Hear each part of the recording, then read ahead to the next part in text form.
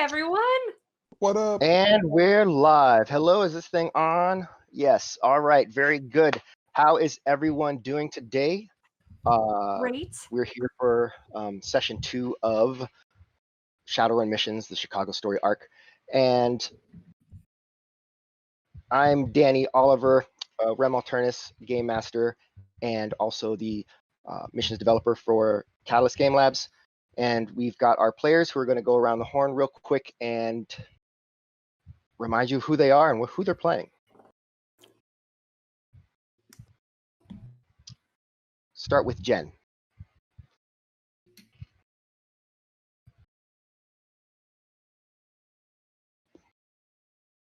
Push to talk, maybe? We cannot Jen, hear we you. can't hear you. Oh no. I'm so sorry. We'll get all the tech stuff out of the way early. I'm Jen, and I play Gertrude the Troll, and I am with the Geek Forge, and I'm super excited to be here with all of you playing Shadowrun tonight. All right, next up, Duryea. Hello, everyone. I am Duryea Rashad. I play Kaida Norel, the elf, Nocturna elf mage. I'm also a digital media producer, and I have a podcast that will be airing every Thursday at 8. This week, we're discussing weaponized religion. Find us on Twitch at DayGamer, DayGaymer. Excited to be here. All right. Sarah. Hey guys, I'm Sarah. I'm playing not Lila Rose, because that's her real name, but we're gonna find a Shadowrun name for her one of these days. And yeah, I'm the CEO of Rem. We've got lots of great shows. Check out our Patreon. Please check out our Patreon. We are posting tons of content, including the character creation sessions with each of these guys. So check it out as low as $2 a month. Your support means a lot to us. So thank you so much. Indeed. Thomas. Hey, I'm Thomas. I'm going to be playing Etienne Casguy, the neo-anarchist engineer, a human, ready to shoot some bullets and fix some things. Indeed. And then finally, we do not get to see his beautiful face tonight because he broke his camera with it. We have Chris Walker. Why, hello there, everybody. You're so flattering, Danny. Why, thank you, my man. But yeah, I have some technical issues, but yeah, I'm still here. I'm still smiling, having a great old time. Let's get it. All right. So, when we played last week with our first session, we kind of introduced everybody kind of as they came to their first meet. They all met at Chicago's own pizzeria, where they sat down with Quantum Princess, a known fixture of the Chicago sort of shadow world, or shadow scene, as they say. And she needed them to just run into the zone real quick and put up some signal repeaters. Just, easy peasy, lemon squeezy, just like that. And of course, it's the zone, so there's always going to be complications, and that's why she's paying them quite a pretty penny to do this for her. 2 locations. One is in Garfield Park. The other is at Midway Airport. And then when they were trying to talk maybe a little more, negotiate a little bit more out of her, she didn't have any more money to offer them, but she did say that she was going to kind of put out some feelers, maybe see if while they're in town, they could maybe pick up groceries for somebody, something. And yeah, so they cruised on in. They went through a checkpoint, hoping that it would be maybe unmanned by any Lone Star officers, and it was, in a way, a manner of saying, there were no Lone Star officers alive at the checkpoint. However, there were the people that had just killed the Lone Star officers, and eager to not have witnesses, they decided they were going to open fire on the group. However, Gertrude knows how to drive, and she didn't want to get any scratches or dings on her beautiful ride, Darcy. And kind of between all of them, they made it out of there. Kaida kind of showed everybody what he was capable of by just kind of sticking an unseen hand out the window and just knocking one of the guys flat completely. And then off they drove. to Garfield Park, which is where they are now. They drove around a little bit. They looked for the signal. Kaida did some astral sort of scouting around, and they found the tree that it was in. It's a fake tree that was just set up really, really tall, kind of taller than the rest, and the repeater's up there. So up they went. It was Etienne that went up with the repeater because he knew how to switch it out. Levitated by Kaida's magic, and he got the repeater switched out easily enough. And as he started to kind of descend back to the ground, there was the crack of a gunshot as a sniper had taken aim at his head. Fortunately, thanks to some intervention from the chat, they missed his head, shot the old repeater that he was going to scavenge for parts instead, and that brings us to this moment. So, Etienne, having almost just got shot in the head, is spinning around in the air and going, "Esti Calice de Tabarnak, de Ciboy, de Kiris de Calvar," while he's trying to get to his AK and unfold the folding stock. Indeed. It's an awkward thing to try to like grab your AK and unfold it when you're not on the ground. It's like someone's holding you by your waist kind of, and you're just trying to wiggle around. And it would be fairly comical if everybody did not understand the seriousness of the danger. That sounded like a very high-powered weapon.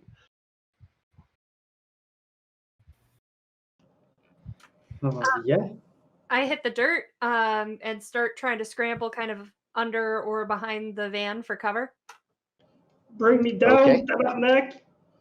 I'd like to figure out exactly where they are, like using the spatial recognizer that I have. Okay. All right. And then Kaida? I would, well, since I set up that too much noise kind of ruins my ability to levitate, I, at that point, lose my focus and he starts to fall. But then can I say that? I can't do that. You can. Let's throw some flavor in there. Go for it. But about an inch or 10 off the ground, I regain my footing and I stop him. Okay. All right. So he just kind of like, whoa, what was that? Oh, wait, I got a Yes. spell that I'm supposed to be focusing on and concentrating on. Yes. And he managed to catch you before you hit the ground. It does have the beneficial side effect of getting you out of the air faster. And then finally, Gertrude, what are you doing? I had kept the engine running as we were having this adventure. So I start looking around and planning on how to get out from the embankment since we had pulled up under the tree. Right. Okay. So I like imagine this scene where Lila like scrambles behind the van for cover and then the van drives away and she's just like all right, so yeah, everyone's kind of like trying to figure out what's going on. Satchel, however, by the way, since Chris wasn't here, we decided to go ahead and debut the artwork for Satchel that we did get for this. So that is indeed a rendering of Satchel's beautiful bald head and his nondescript jacket and plain black t-shirt. Awesome. And he, through the magic of science, is able to determine that the gunshot came from far over here. So I don't know if you can see that arrow as I'm moving it. Yeah. Okay, great. Yeah, it's over there, somewhere in that vicinity, in that like 15 degrees of distance. Harder to get anything better than that at this point. Can I tell which cardinal direction it is? What's that? Can I tell which cardinal direction it's coming from? So is that the east? Yes, that is the east.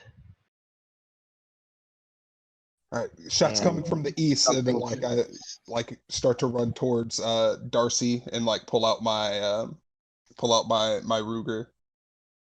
Okay.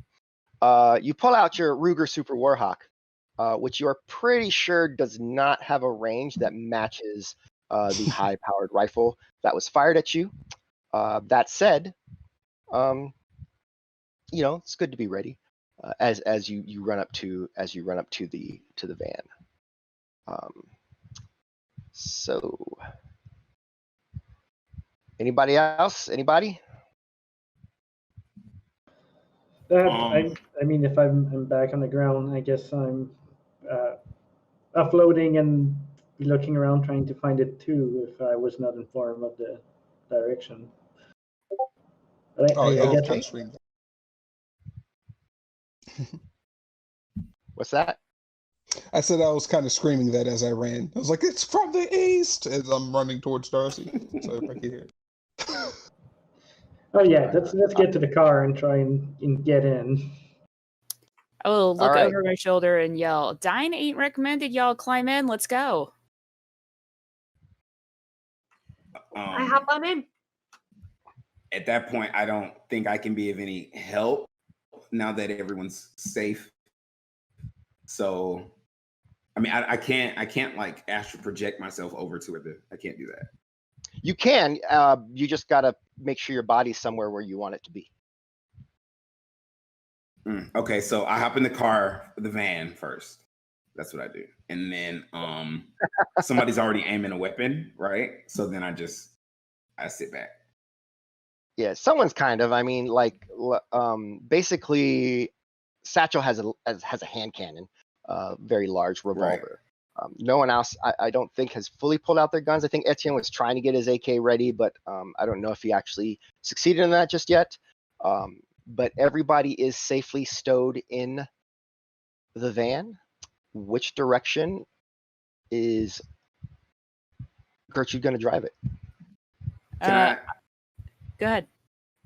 Is it possible now that we're all in the van? Is it possible for me to cast physical mask on the van and it also mask the inhabitants, or would it only mask the van and we look like we were floating down the street? So it's not invisibility; it's a physical mask. So you're changing what something looks like, right? That said, let's double check what the spell says and does. So we're going into your spells where it says physical mask, and we'll talk about exactly how that one works. Oh, I'm reading. I see it. Mask is going to allow you to touch the subject, which assumes a different physical appearance of the same basic size and shape. This is It doesn't really work. Well, I don't say it doesn't work. I say it's really, really hard to change a van. So whenever you're trying to magic something that is technology, you have to defeat its sort of there's an object rating, like an object resistance rating, because it's hard to magic stuff that is technology, and so it's very difficult to do. And this spell is usually more suited for masking people. And then improved invisibility wouldn't work on just the van. For the same reasons, it would work on the van. It's just for the same reason you're trying to turn a van invisible. It's got all these moving parts. It's like, is the van one thing? It's an engine, it's wheels, it's right. So it's like magic's trying to like get all of it. So should we try it? I don't know. I want to try it. I do want to try it. This is a way for you to learn the impact of your powers. So I say go for everything. At this point, everybody's in the van, so I decide to cast improved invisibility on the van itself before we start driving. All right, so casting improved invisibility on the van. What that does is we got an object resistance rating of 15. It's the highest it gets because a vehicle is a very complex thing. Oh no! So I'm going to roll 15 dice against the dice you're going to roll. And if I win, then it doesn't work, but you still take drain as if you cast a spell. Okay. So you'll need to choose a force. So I click it first, and then yep. It says modifier, so I don't worry about that, right? Right. You don't worry about that right now because you don't have any other magic going on. force. Is that, do I need to make it match what you're going to do? No. What you're going to do is the higher that you put this, the more hits at the end that you can keep. You're probably not going to get that many, so maybe 3, 4 is enough. I was going to put 12, but okay. Yeah, don't put 12. Okay. Yeah, don't do that. All right, so Sorry. all right, so you rolled it. You got 2 hits on that. Okay. Force 4, drain is 3, so hit your drain die there. It's asking the same thing, so nothing for modifiers. Yeah, no modifiers right Okay. now, just straight up.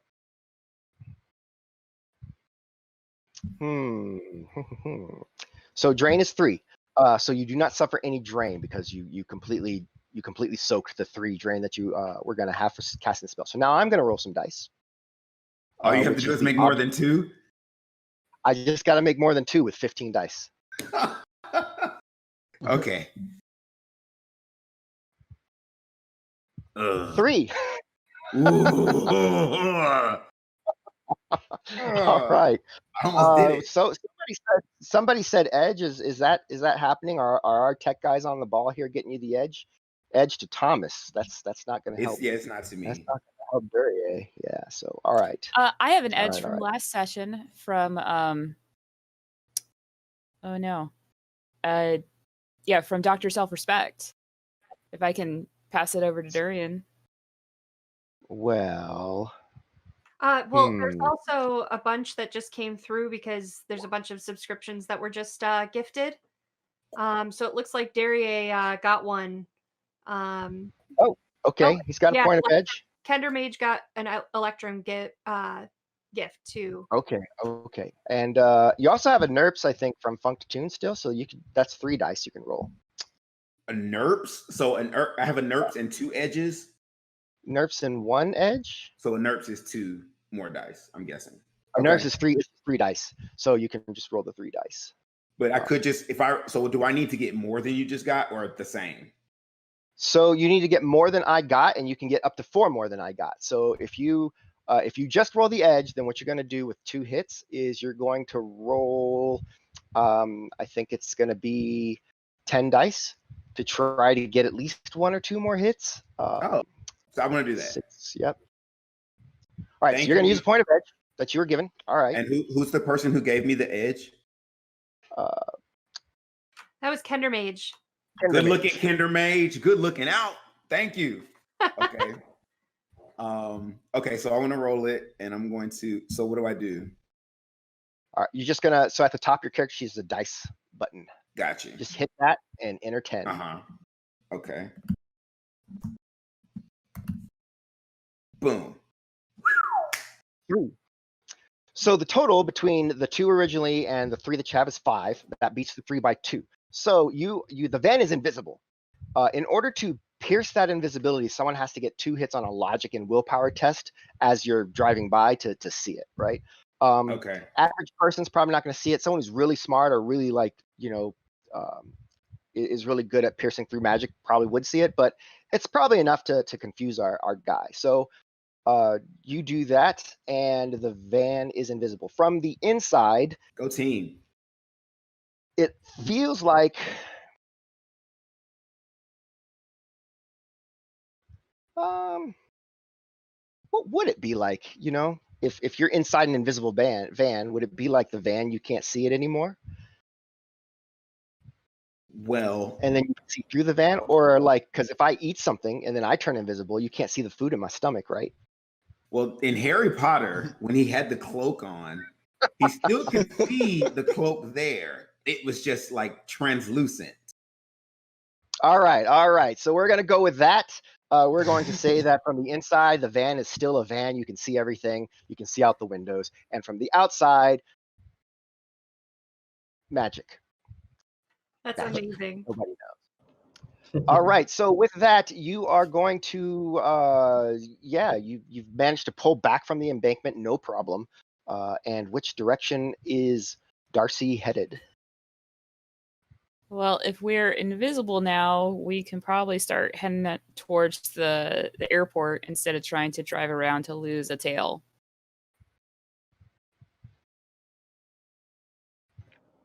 I mean, So- yeah, I'd still maybe take a detour or two on the road there just to make sure, but we should be good, yeah. It's very useful stuff, and he looks around at the translucent van. Yep. All right. So with that, you start to drive away, heading kind of south, so that you can get on the road back to Midway Airport. You hear the report kind of sound off again. It's a little muffled because you're inside the vehicle, but you don't hear a bullet hit the van. You don't hear anything else after that. And then you leave Garfield Park behind. Who would want to shot someone fixing that? Just nearly took my head off. What the fuck was that about? Did you get into any more ballroom brawls that we don't know anything about? That's a good question. Well, not since I got here, not yet. Nothing serious enough for getting shot in the face by a high-powered sniper rifle. It could also just be someone. We're in territory that belongs to someone that doesn't want us here. Who could it be? Or Yeah, I get that, Any- but you know. knack. maybe it could be that someone has an issue with the queen. Well, she was the queen, correct? Empress. Princess. The princess. Princess? Yes. Maybe this is about her. I mean, maybe, but the Matrix repeater was not sabotaged or anything. It was just used up. So Right, but so if it was just used up, why send a whole team of? I'm telling you, something about that princess is shady. I mean, of course. Shadow running. We wouldn't have been hired to do this if something wasn't shady about it. I mean, Well played. Well played. it's basically an illegal Matrix relay going on here. Not that there's a legal one around, but you know. Unless we're gonna hunt this guy down, we're not gonna know the reasons why. So let's Gertrude, we're counting on you to ditch him. Let's move on. Yeah, it'll take us a little bit longer, but I can go a more roundabout the way leader? to get to the airport than just the straight down the highway. All right. And with that, you guys take off from the park, driving down Chicago's containment zone, the city streets. It is slow going because the city, so many of the roads are blocked off just from debris or trash or garbage. There's buildings that have fallen apart, and half of them have kind of just washed into the road. And sometimes you find yourself driving down a path and then having to stop, kind of turn around and backtrack a little bit. And this is just kind of something that happens when you're rolling through Chicago in the containment zone. If all is to believed, hey, the governor's big project takeback's gonna fix all that, yay! But it's been 20 years, so no one's holding their breath. Let's go ahead and get a drive test from Gertrude as you are driving away from the park towards Midway.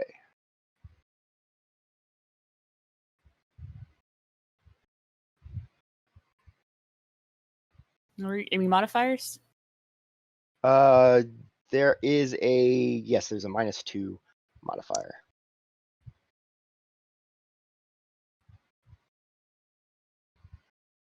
Okay, I roll. I got 2.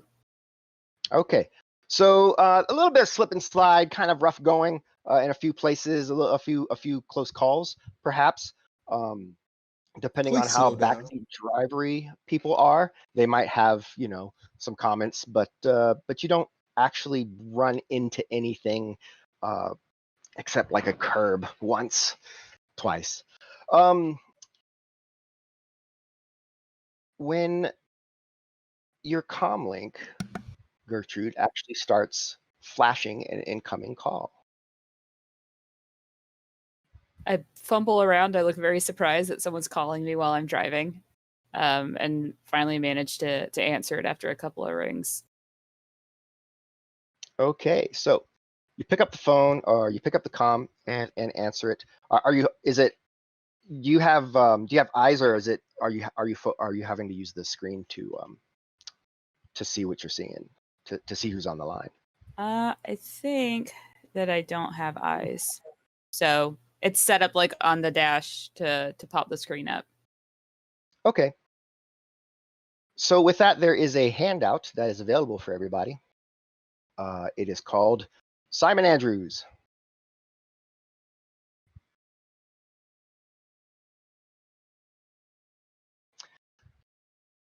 So this fella, I think we can get that. I think we can get that up on the screen too for tech. There we go. So yeah, this again? yeah, this fella, he looks like maybe like a dragon, but wearing a shirt and a vest with studs.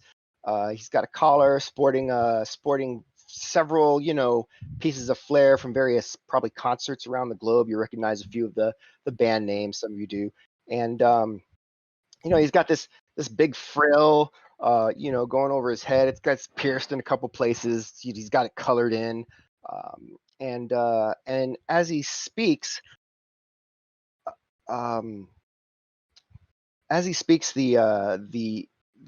accent that is there notwithstanding, you also kind of almost hear, like your brain just wants to put that sort of sibilant S sound, every time he says a word that has an S, because snakes and lizards, but they're not really there. Oi, bloke! Name's Simon Andrews. Master Lofrey, needed something done, and well, heard you around in the zone. Perhaps we'd be able to employ your services. Oh yeah, that's what we're doing. Yeah, we're running some errands. What do you need? So, all right. We lost track of one of our lab trees in the recent mess, the dust up, recent 2 decades. And if I could get you guys to go to the lab, maybe poke around inside a bit, and just we'll grab whatever's just laying around. We'll pay you 3,000 million. How's that sound, huh? I sort of turn the comm over to Flea and go, I'm not real great at knowing people aren't telling the truth. I'm sorry. I'm just here for Durier's reaction to David's accent. Like that's all I've been able to. I like what you've done with your face there. It's real nice. She's got a duality, day and night thing going on. I like it. Your name was Simon, correct? Simon, yeah, right. I like to do drawings. And you want us to stop and pick up, what was that? Right, one of the laboratories, right? So back when Chicago, before it was like all blowed up, we had a laboratory. It's still there, I assume. This hasn't just, but yeah. If you guys go, just check it out, and right, just if something's there, just bring it back, and 3,000 million, huh? Each, huh? That's how many is in the van? Can you turn the thing? I can see who's in the van. I hold it. I don't show who's there. I just say there's 5 of us. What are the risks, Simon? Well, it's a 20-year abandoned building in the zone. What do you think the risks are? Your guess is as good as mine. Could be nothing. Could be a pack of bloodthirsty ghouls. I'm sure you're well equipped to handle it, though, huh? Yeah, I think we're gonna need to talk more like 5,000 new yen each, buddy. 5,000 million? Just because my skin's green. Right. Well, look.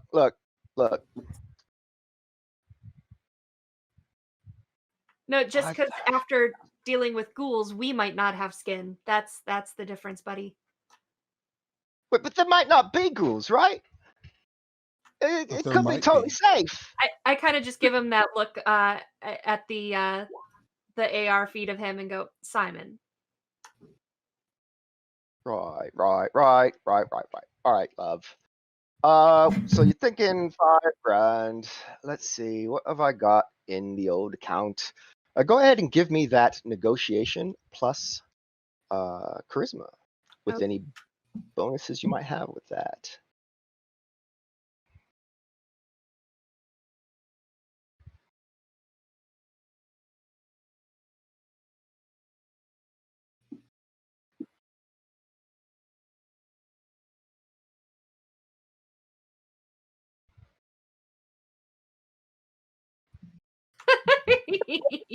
I'm doing great.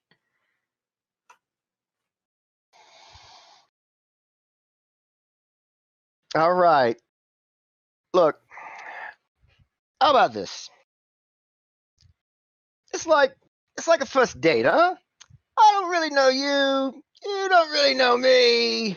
But we'll just you do this one, $3,000. If there's ghouls, if there's ghouls, 4. But if there's not, this is 3. And then we'll see how this relation kind of how it rolls out, huh? I look at him and go, hold please. And then I turn and look at the group and go and kind of shrug and kind of ask them, like, should I I mean, are we taking this? I mean, I'm he always sounds great very for ghouls. trustworthy, so I'm always down for some money. yeah, scavenging is it can always be interesting. All right, Simon, as we are getting to know each other, happy to start this relationship somewhere. So we'll take it. Brilliant. All right, so just when you've got what you got and you're ready to meet up, just give me a call back on this one. This is my comm for the next 2 days. So and then we'll set up a meet and have drinks.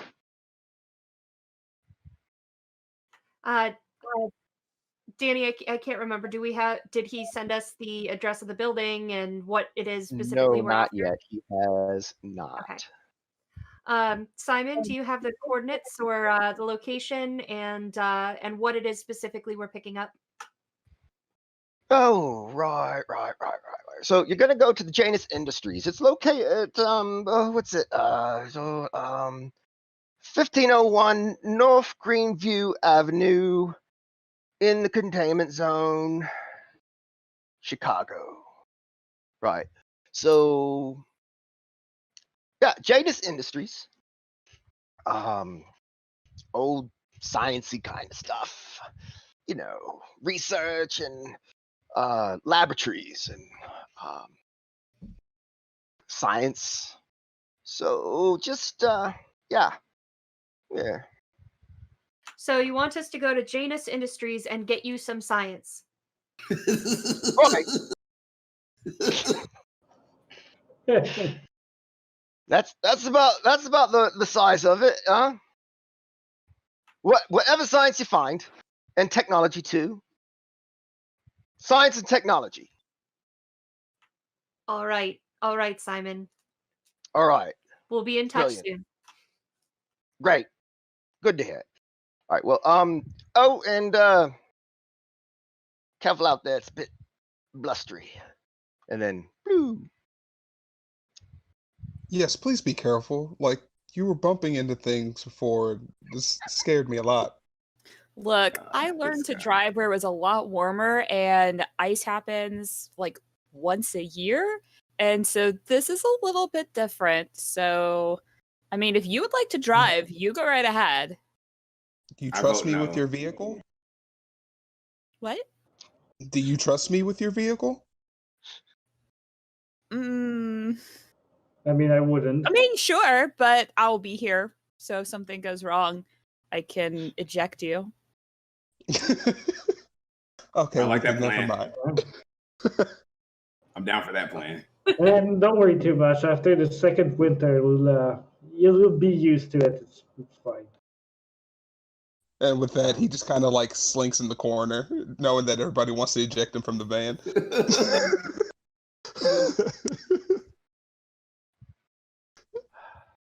So I kind of ignoring Satchel, I look to Gertrude and say, which one's closer, the Janus Labs or Janus Industries or Midway? So Midway is south of where we are in this direction we're heading, and that address is headed towards the water. So they're kind of So not close. well, we don't have a time limit on Midway, and we do have a time limit, even though it's 2 days um on going east, which, by the way, if someone is following us, might lose interest in us if we're not going to the other box. So maybe we switch directions and take on Simon's gig first here. That's really smart. Right? Yeah. I come up with smart plans all the time. You never said that to me. We've known I you didn't for about hear your 2 last hours, smart buddy. plan. I'll make sure to pay attention more time. Invisible van, levitation, clout. I get no. Hey, I told you that was a good one. I feel like this is a very furist attack on my character and my Yes. majoring. All Fur mages. what? Oh shit, that's true. You furry. What? Oh, you just noticed. Right. I mean, we got in the van. We got it. We got up a tree. I got shot. I got a little bit. See, As they start to argue, I just start to like mute all of them with my select sound, sound selecting. I'd just like to say, Jerry, how come he doesn't get an eyebrow raise? well, at this point, everybody's getting one.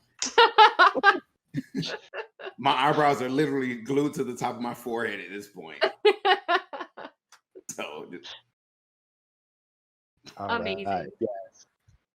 Good times as the van now makes a turn towards the east to head towards the laboratory.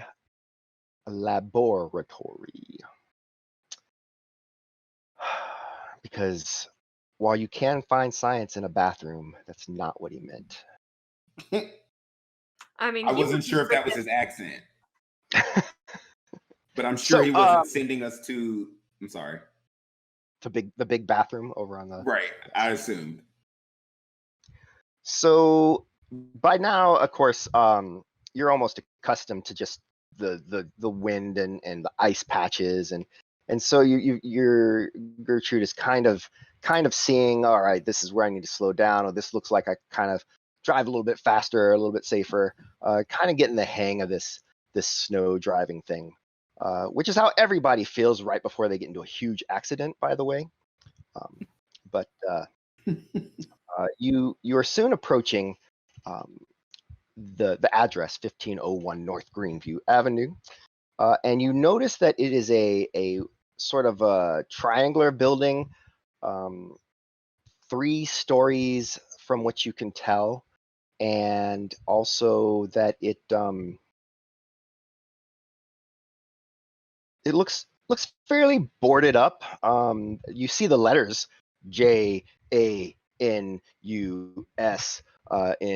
big tech font, the kind of tech font that was really popular in forever, because the future looks the same to everybody no matter what time you're from. So futuristic letters just all look the same. None of the letters are lit up. Just because it's been 20 years. But yeah, there's that building. So- Mage, what was your name again? Oh, whoa, whose Wow. character am I playing? Hold on, I'm getting all of my characters confused. I'm not British in this one. Hey, Mage, what was your name again? Really? You don't remember my name? I've been saving you guys for the last. It's Kaida. Kaida Norel. Kaida or Norel, whichever you'd like to call it. Kaida. I heard kinda at first, and I got concerned. Kaida, would you be so kind as to do a little astral reconnaissance to make sure no one's in the area that we should worry about? I don't see why not. Maybe we should check with Gertrude and see if this is a good idea. I say While that. they're doing that, can I use my? Oh, Go ahead. oh yeah. While they're doing that, can I use my spatial awareness, my spatial amplifier to see if I hear any weird noises or anything coming out of the building? Yeah, you can do that from the van across the way. Let's see, what level of special crazy listening do you have? It is Sound spatial.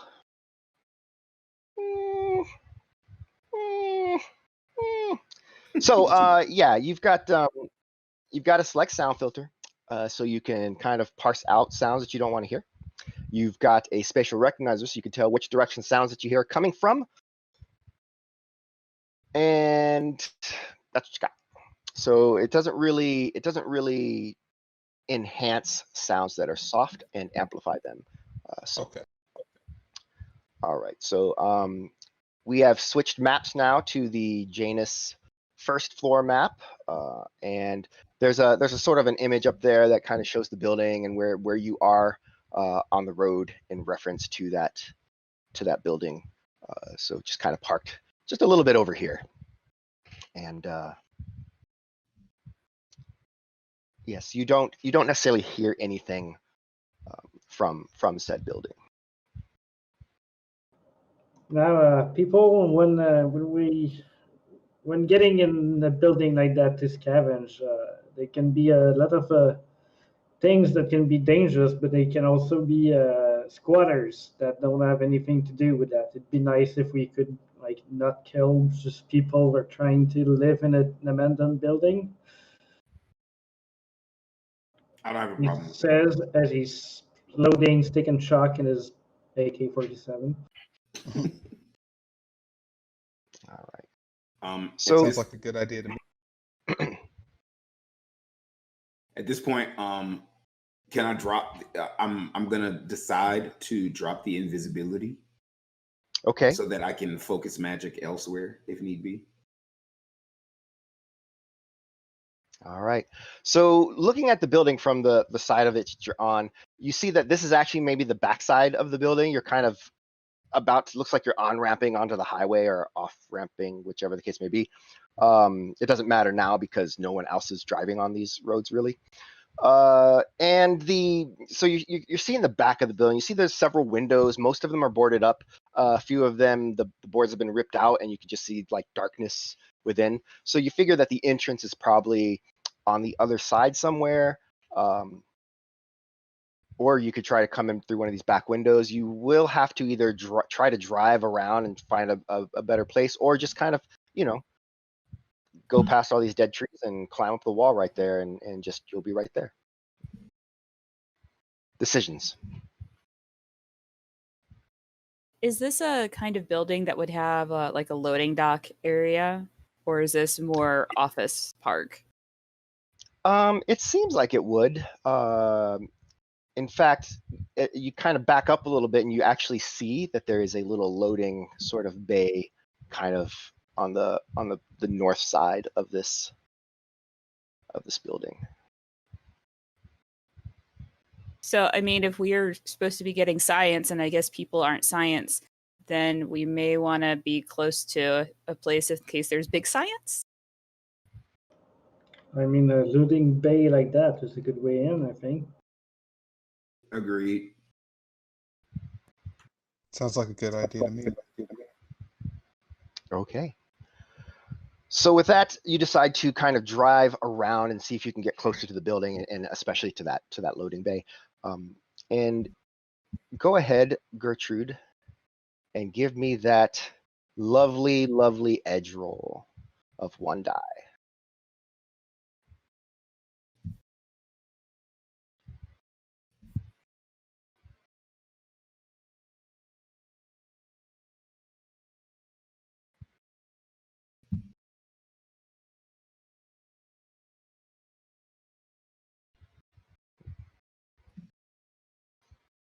Okay. All right. So with that, you actually manage to kind of drive up.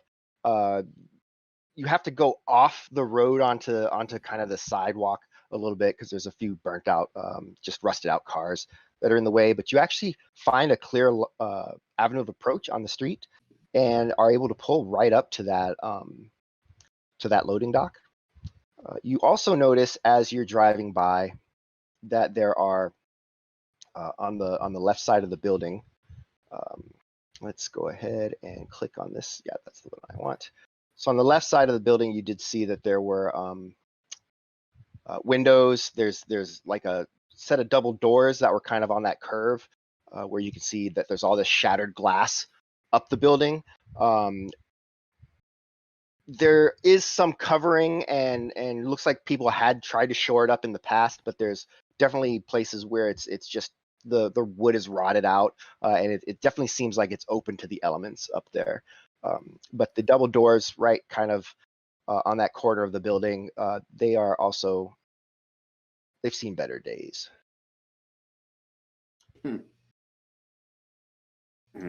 We still don't see anything, do we? You don't see anything moving around except for one of the doors. It's doing that sort of ominous, scary movie thing where like the wind blows and kind of, and then Okay. Well, that's creepy. So then usually, what did we decide your shadow name was? I want to say Lila, but I know that's not the shadow name. Flea, what you guys call her. Flea. Yeah, Right. it's just a fake sin name. Usually Flea is all leadery, but I guess the door freaks her out too. So instead of it's just an assumption that Kaida makes, you know. His inner monologue. Yes, it's his inner monologue. So then he steps in front of the group and he puffs his shoulders a little bit, and he walks toward the creaking door. Just because I've always wanted to do that in a scary movie, and I clearly never would. So I walk toward the door, and then I hold it. I stop it from rocking, and I look into the other side of the room. What's on the other side of the door? Okay.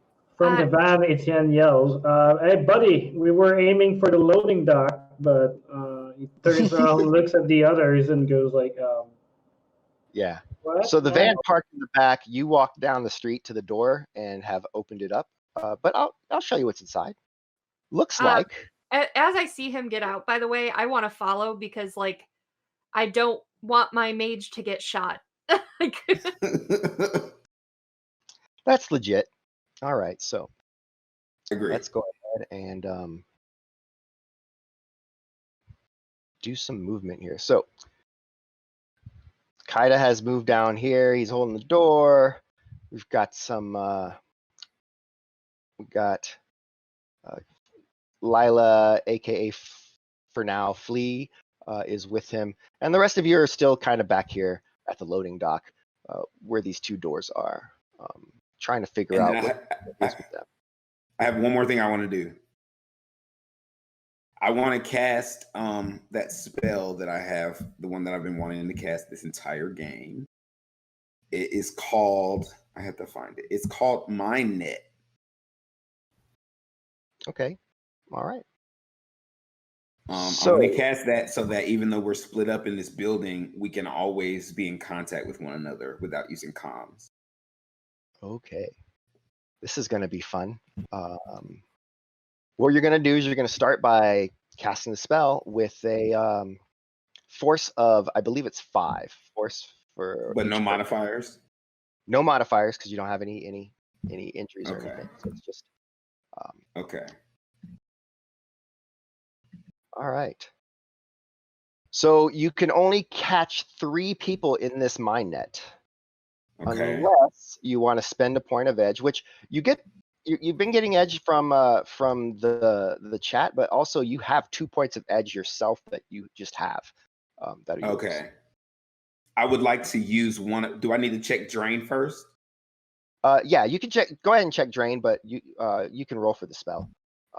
It's going to be 9 dice with your. Okay. So did I soak all the drains? Is that what that means?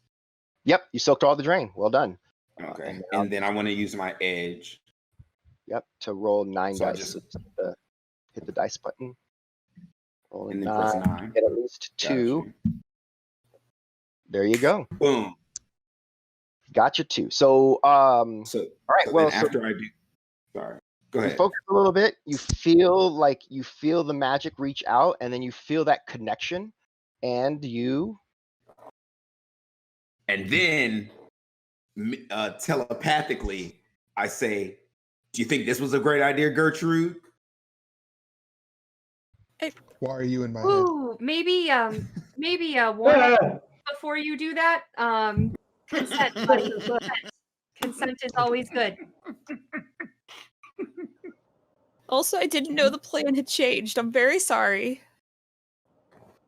all right, just let us know before you do that. We got comms, you know.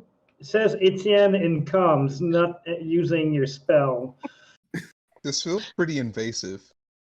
Can you read anything? Whoa. And then I feel totally attacked again. And then I wonder, like, because in my head, it was a more silent way for us to keep in contact. So then I just kind of get all all gloomy and upset. I pat Kaida on the shoulder and I go, "It's a good idea, buddy. You just gotta communicate. Especially messing with people." That's literally the point of the spell. That's Yeah. literally the point of the spell. Yeah, do that before You know, invading we were people's all in personal a space van like their together, right? brains. Okay, fine. But then Alright. internally, he feels totally judged. Oh my So are we going for the front door now? Okay, let's do that, I guess. And he shrugs to the 2 others next to him, and he starts walking towards the door. What's feel like the this is point of gonna be having one of those- plans if we don't follow them? I feel like this is gonna be one of those exhausting friendships, by the way, where like someone is so needy that you're like, this takes energy.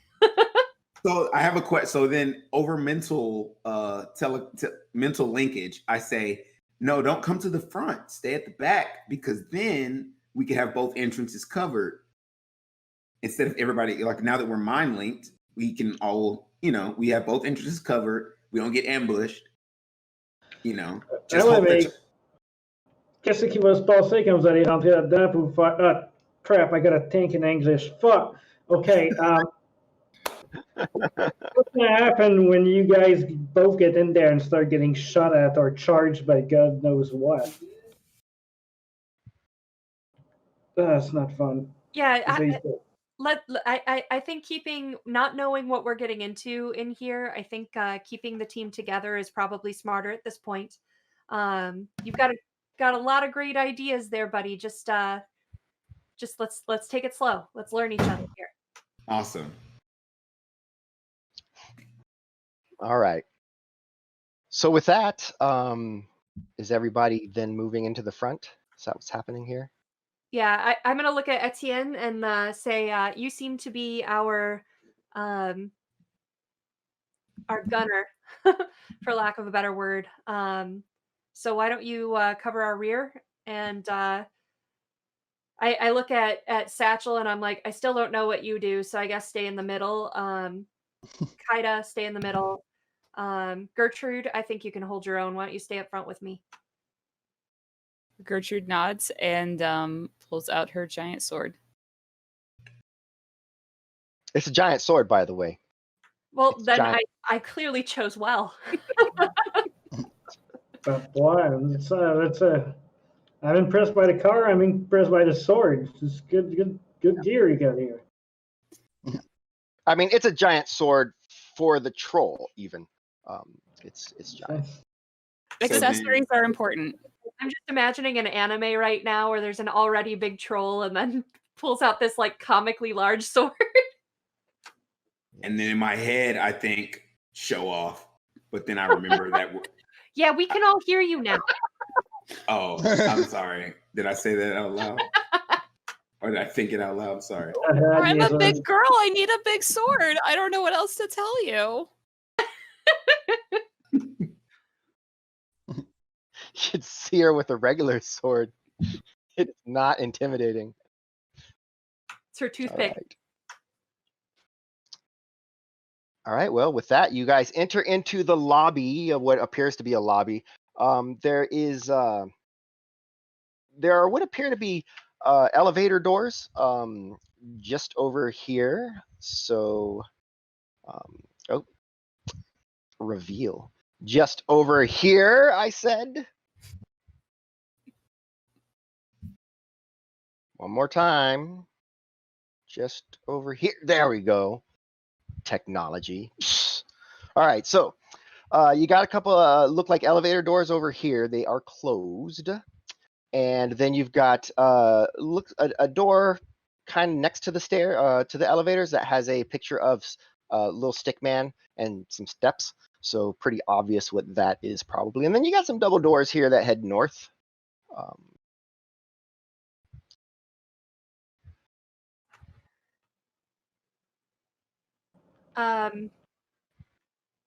Lead on, mouth. Let's I kind of pause and look at Gertrude and nod, and I step over to the elevator and call it.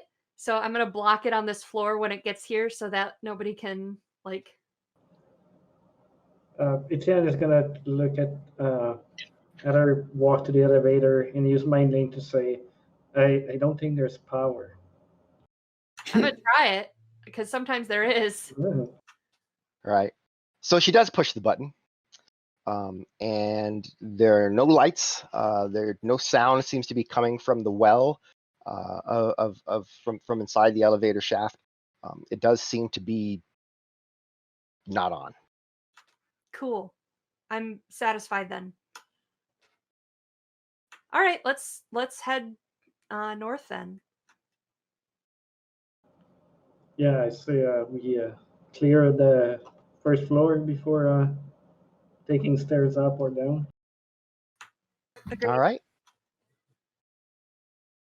So heading through the double doors, they open easily enough, revealing a trash-strewn hallway. Some doors on the right-hand side leading into, well, as you pass them, two of them obviously restrooms, and a couple of other looks like maybe small offices or something. And then there's a point where it actually there's like an inset and another set of double doors.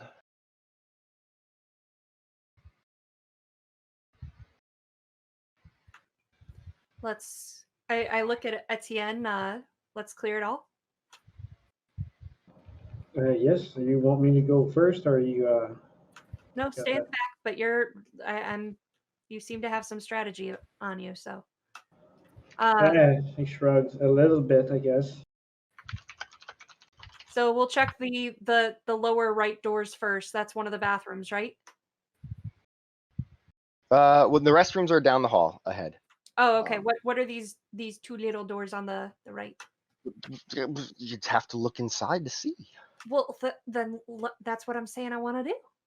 Oh, you want to open the door and look inside? All right.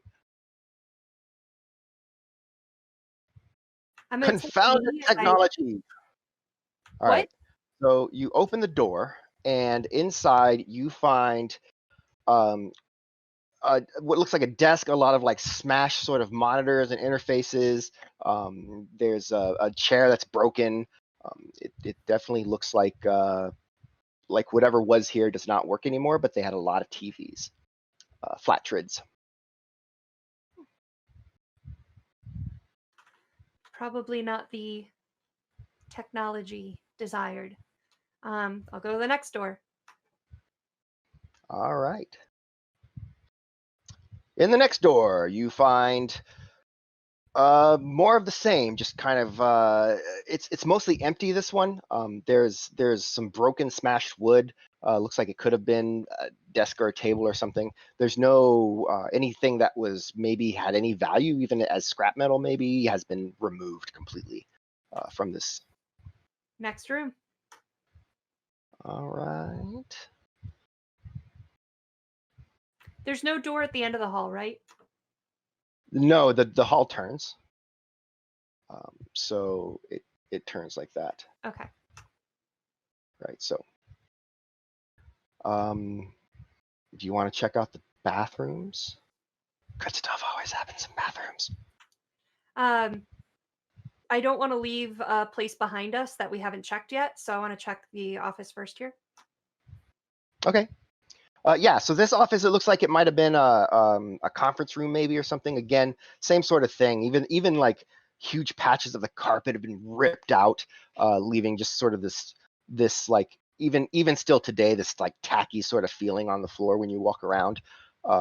There's also kind of a rank smell in here as well.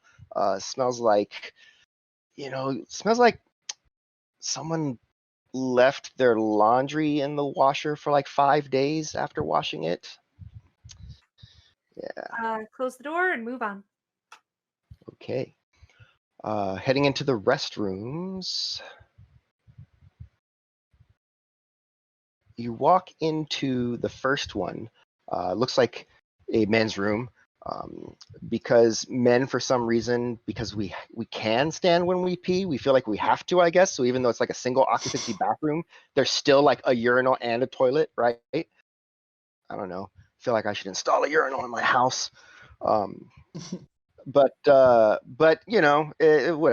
The ladies' room, however, you as you step inside, there is. So there's the toilet, which is broken, and then there's a small kind of canister, and as you kind of push the door open, why don't you give me a reaction plus intuition? A what? I'm sorry. Reaction plus intuition plus Okay. 3. I want to be very clear as well. Like, you keep saying walk in the room. I'm like taking a knee at each door, opening the door, looking, and closing the door. So just making that really clear.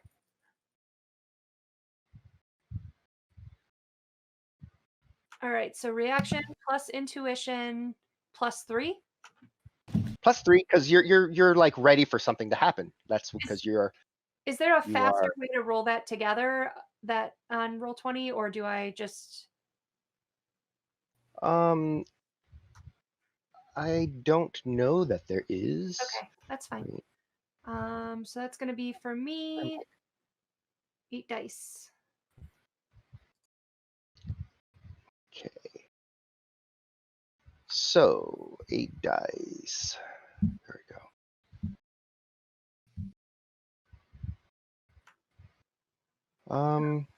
I should have used the code, I guess. You can just push the button next to reaction. It says reaction. You just push reaction, the word. Okay, and then modifiers plus 3. Yep, modifier plus 3, and then and then it'll ask you for the other stat, and then you just change that to intuition. Got it. Thank you. See, so all right, but 8d6, 6 and a 5. That's 2 successes. So suddenly, you hear this like scream, and you kind of jump back, and something like kind of small just like darts out and actually is going to attempt. Well, you're surprised, so it's not going to attempt. It's probably going to get you. It delivers a nasty bite Mhm. as it heads out. So go ahead and give me a soak roll, an armor roll. So this is going to be on your core page. And it is your armor jet where it says primary armor.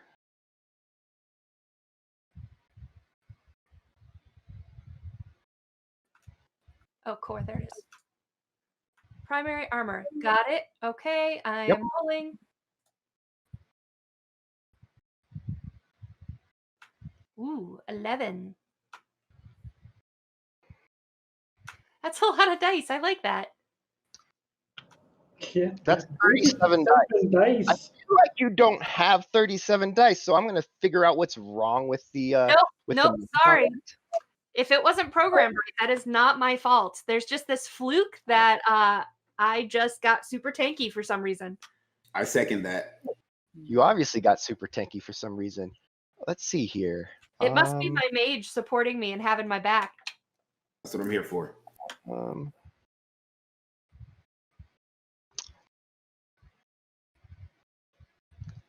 Hey, you're rolling 37 dice there. I just have no idea why.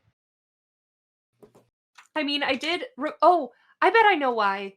I think it's probably right, Danny, because remember during character creation, I said I want to be able to get to someone that's shooting me. So I was like, right. So the sleeping tiger gives you 13. The mask gives you another 2 for 15. And your body gives you 4 for a total of 19. There's 18 dice in there somewhere for reasons. for secret reasons? For some reason. Let's see here. That is rolling 13. We're going to figure this out. I don't know. I'm just really awesome. I'm as tough as the troll. Apparently.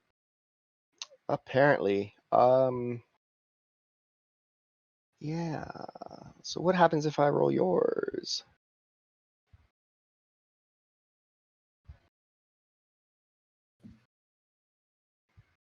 Etienne's right. Just yours is not. All right. Well, I'm not going to spend too much time on this. It's written in there. It's written in there. It's written in here. It does it right here. So whatever just bit me breaks its teeth, right?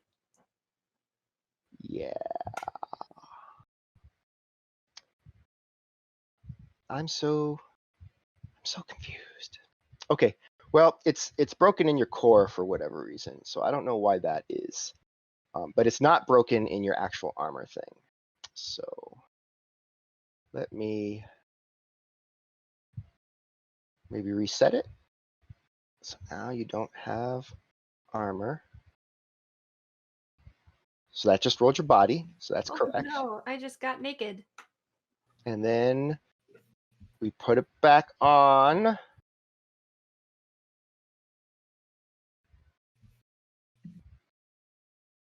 This is Try a very one more time. appropriate time to get undressed and redressed, Danny. Yes, well. While something's biting me, I'm like, hold on. All right, well, that fixed. I turned it off and turned it back on. Who knew? Are you gonna make me re-roll my soak? I'm not gonna make you re-roll your soak. But we are gonna agree that it's not 11. We're gonna take the first 19 dice, which is 1, 2, 3, 4, 5, 6.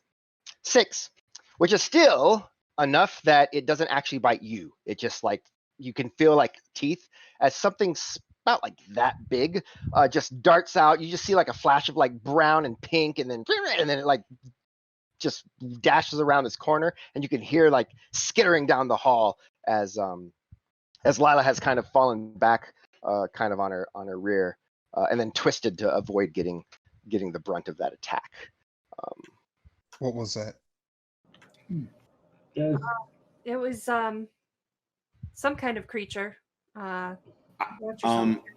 Since I'm Nocturna and it's nighttime, I can see exactly what it is, correct? You did have low light vision. It was very fast. You just know that it was something small and fuzzy and mean.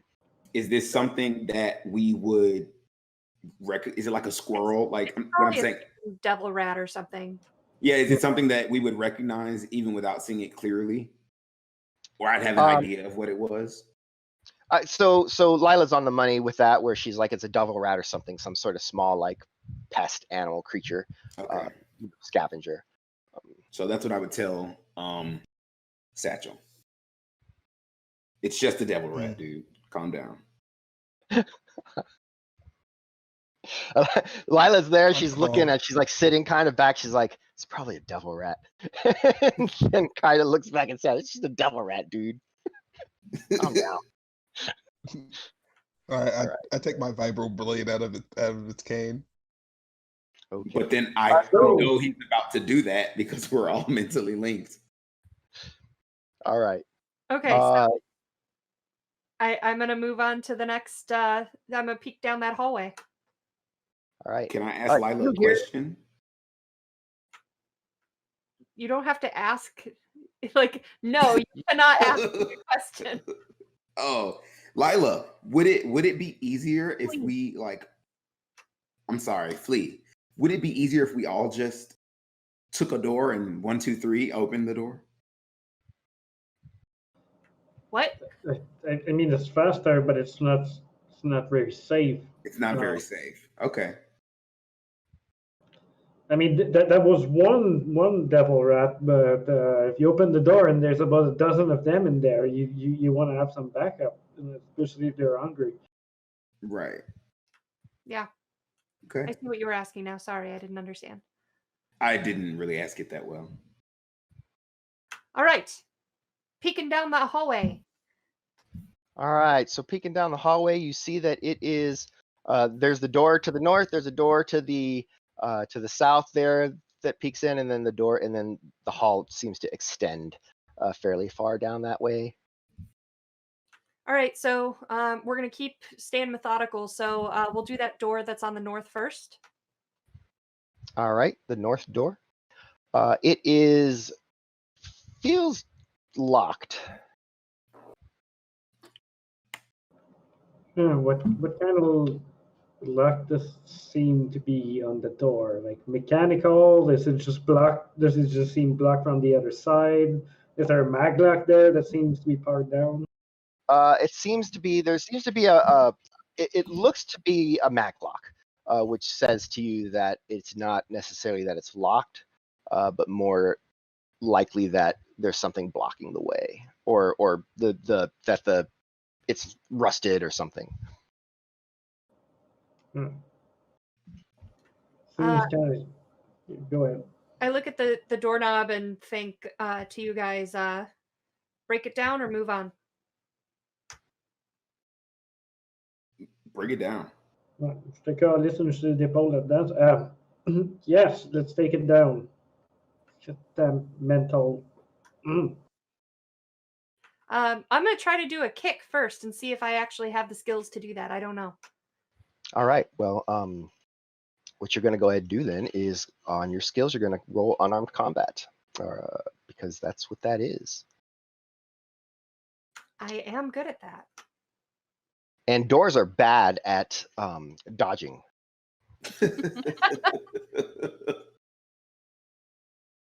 Any modifiers or no? Nope.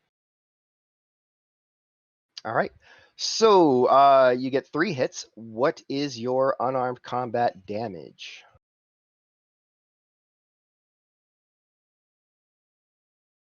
I would go to my arms for that, right?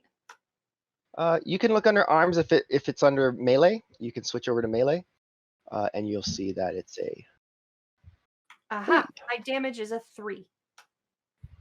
Are you pushing my buttons? Because things keep changing and I'm getting alarmed. You know. I guess the things are mashed and you can't look at different stuff. So are your killing hands powered on, or are you on? Okay, so you kick it, and it does not give. All right.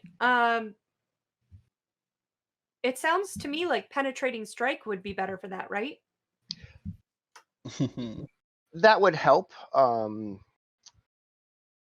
as well as Or do you think killing hands would be better? well, killing hands turns your damage from stun to physical, and then penetrating strike penetrates armor or reduces the armor rating of the door. So in concert, they would probably work well. Would it be easier for the troll to just hit it with their big sword?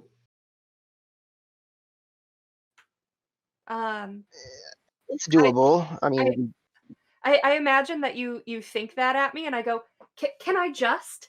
Are you gonna question everything we do, the entire building?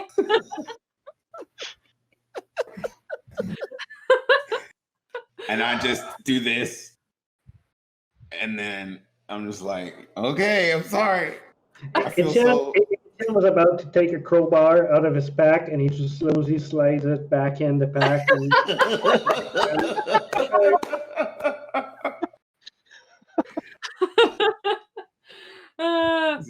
all right, I'm gonna turn on my 2 powers and do them in tandem then, Danny. all right, give it another kick. So just unarmed first, right? Your unarmed combat, and actually, if you go on your arms where it says melee, you can actually click unarmed strike there, and it will give all the information at once. There. Pow! Look at that. 6 hits, DV3, physical this time, and AP -2. So I am going to actually roll a little bit of resistance dice this time around. It is. Is that without all my bonuses or no? For penetrating strike and killing. Yeah, hands? that's all listed in there. So you see the AP -2. That's your penetrating I strike. see. Okay. Yeah. All right.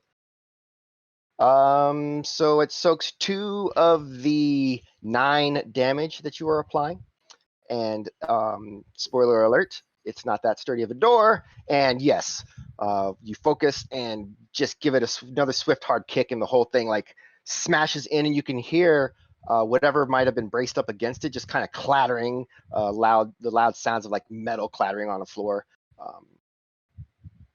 It's really loud. I turn and look back at Kaida and just like I raise an eyebrow at him. I just kind of throw in my dreads back. Say whatever. All right, so. All right, what's in this fucking room that's a pain in the ass?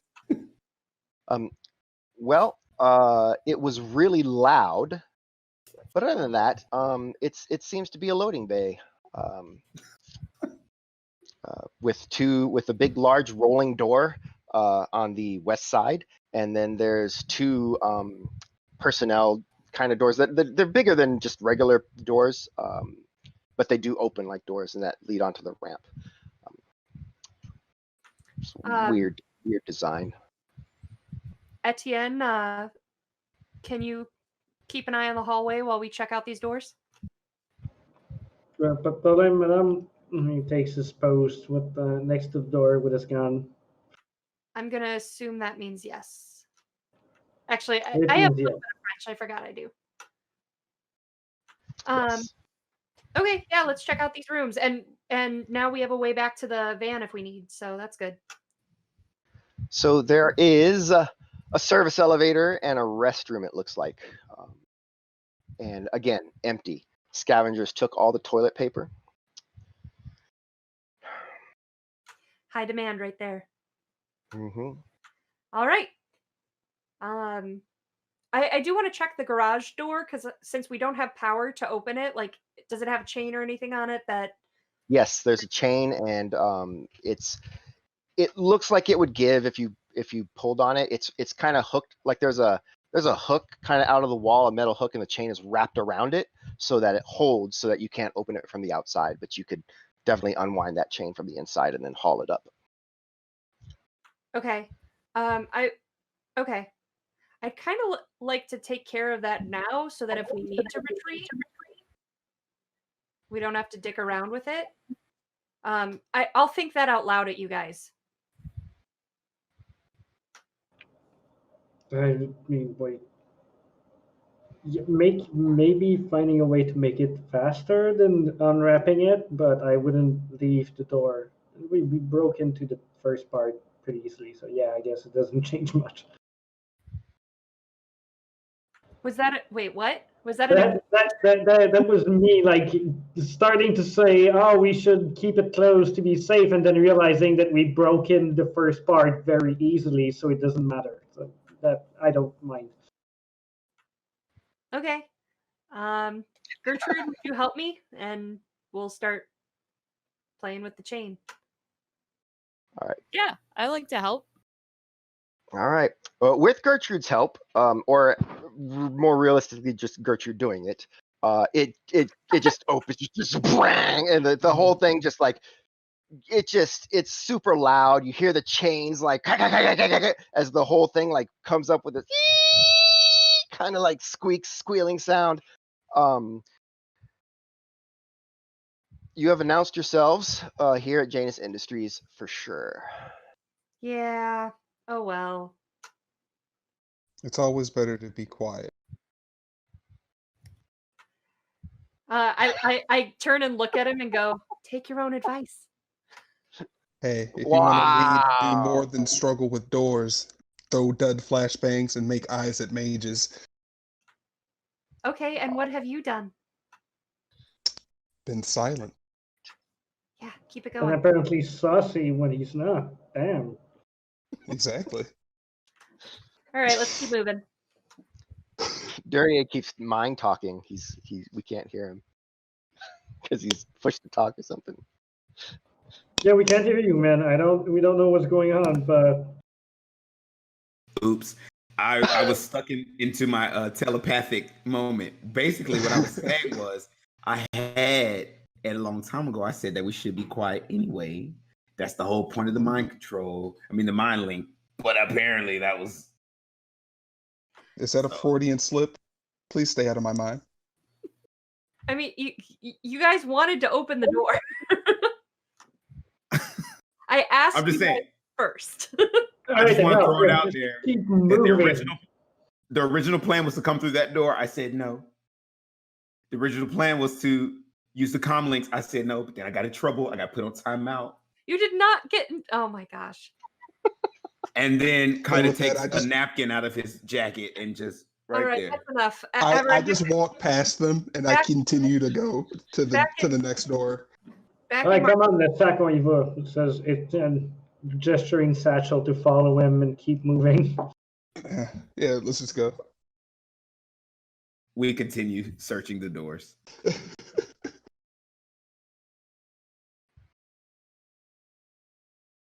Okay. The next two doors are fairly empty. A lot of these windows are boarded up. Some of them are broken out, and so the wind is kind of blowing through. And now that you've opened the bay door, it's kind of left this path for the air to go. So it's blowing in pretty breezily with the very frigid outside air. And other than the one creature that must have scrabbled out one of these windows, the rest of this floor is fairly empty. You find a few more offices, and you find what looks to be like an old break room. Definitely not a whole lot more going on this floor, which is, of course, the most likely floor to be emptied first, just being on the ground level and easily accessible to everybody.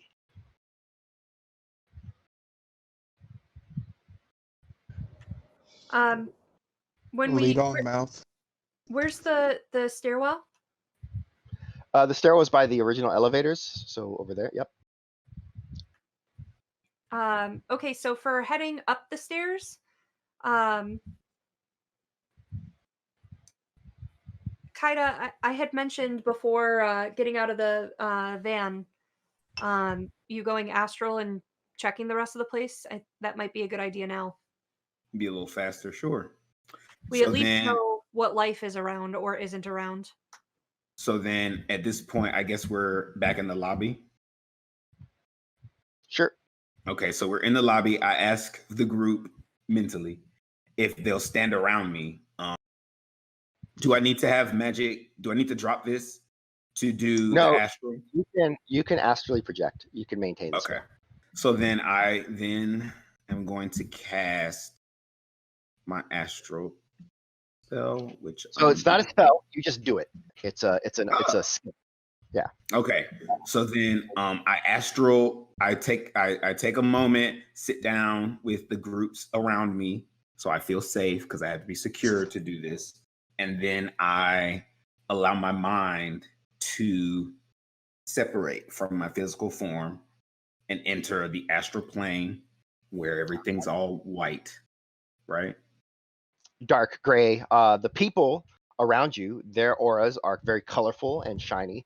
But everything else, anything that's not alive or magical, is just this drab sort of like meh color, you know. Okay. So I say it's gray, but it's not a color so much as it's a Essence. just nothingness, like a you know. Gotcha. And you go ahead and move kind of with the speed of thought, just up one level, finding yourself in another sort of set of hallways. You kind of cruise through. It's easy to tell when you have like left the building because you then like there's all of a sudden the kind of the world is around you, and you're able to just cruise through and zigzag through the building, going through any of the walls and looking for. Mostly, you're looking for any sense of an aura, any color that would indicate magic or would indicate life. And you don't see anything on the upper level floors at all. So nothing's alive as far as you can tell. That said, there's also, you said you were in the stairwell, Sarah, for Lila. She was actually in the stairwell. I had originally said that's where we would kind of stop and wait, but if he wanted to be in the lobby, that's fine too. Okay. So the stairs, there are stairs that they do go down as well. Ooh.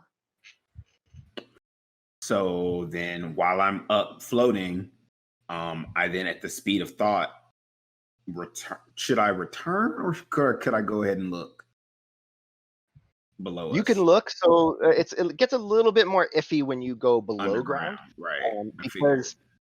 Because if you then move into like the earth itself, everything's alive.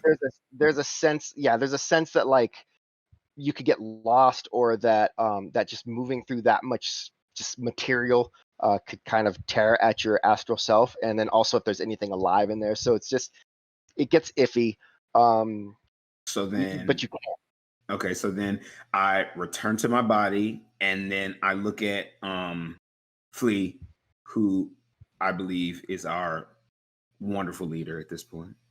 I then say, Flea, there's nothing alive in the building. However, I can't say, I do see that that there's something beneath us, and I just don't know. I can't discern what it is if it's not the earth itself. So maybe we should check down there. All right, so we'll clear the lower level first before we head to the upper levels if necessary. Okay. Maybe there's some science. Good job. Thanks for the recon. You're very welcome. We're now changing maps to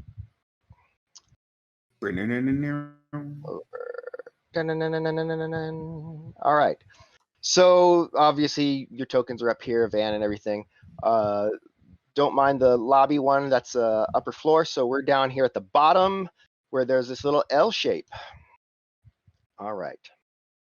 So let's get everyone over there. Dun, dun, dun, dun. So you guys have come out of the stairwell, and obviously you can see that there's the two elevator doors for the elevator that does not work.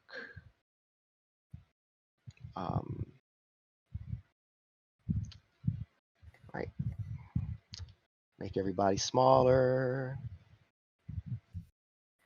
I guess that's what happens when you don't include the grid on here, is that it doesn't size the tokens. And I'm not like trying to use the grid, you know, because this is not like this isn't Dungeons and Dragons where like the grid is set to just like the right amount of movement and stuff. So, but whatever. There you all are. It's dark. It's really dark. If you have thermographic vision, you can see your comrades. If you have low light vision, you can see just a little bit into the darkness from like the ambient light that might be filtering in from the stairwell, but there are no light sources here. It is dark. You can just make out the two doors in the front with low light vision. With thermographic, it's actually harder. Where do we see what we have? So you can see what you have by going to either if you naturally have it because you're an elf, or if you have an eye replacement, then you'll need to look in your OGs. So elves have it. Okay, I couldn't remember. Okie doke. All right, so. All right, let's what happened before worked well for us, so let's keep the marching order and keep trying doors. All right. So you move up to the first door. Are you going to open the ones on the left or the ones on the right? We'll do the left first. All right. So you open the doors on the left and you find darkness. It is cold in there. There's the light, even in low light vision, you just really can't even make anything out inside of there. Can I ask a question? Yes. Sorry. Is it possible if I have lightning, could I cast that on something and make a fire? Ish, but not really. Not really. Okay. I mean, if I had fire, I could have cast that though. Honestly, something that would help, Derriere, is you can still be in your meat form and change your visions to just astral vision. I can do that. Yeah, you can just like turn your eyes on. Yeah, you switch over to astral. You trip over things a little bit because again, everything's fuzzy. That's actually physical. That doesn't have light, but like you could. But at this point, nobody on the team can really see except for Flea, right? No, I got low light vision too, but even with that, it seems very dark. I don't know if there's a flashlight in my hardware toolkit. So yeah, I'd like to turn on my astral vision to maybe help the team see better, or at least someone on the team. It doesn't help you see anything better, really. There's nothing in the room that shows up. You can see that you can see the auras of your teammates once again. Yeah, this is okay. It's a super vexing problem. I know. Does anyone's gun have a light on it or a light source from anyone? I mean, no. I have a flashlight that's thermographic, but I don't know if that's helpful or if that's just going to mess up your low light vision. Oh, yeah, it might not help people with low light vision, but I can see that. The thermographic flashlight will work as a flashlight for anyone with thermographic vision. Because it just basically shines like that infrared sort of light. I have a light stick. I can just toss one up to her. Here.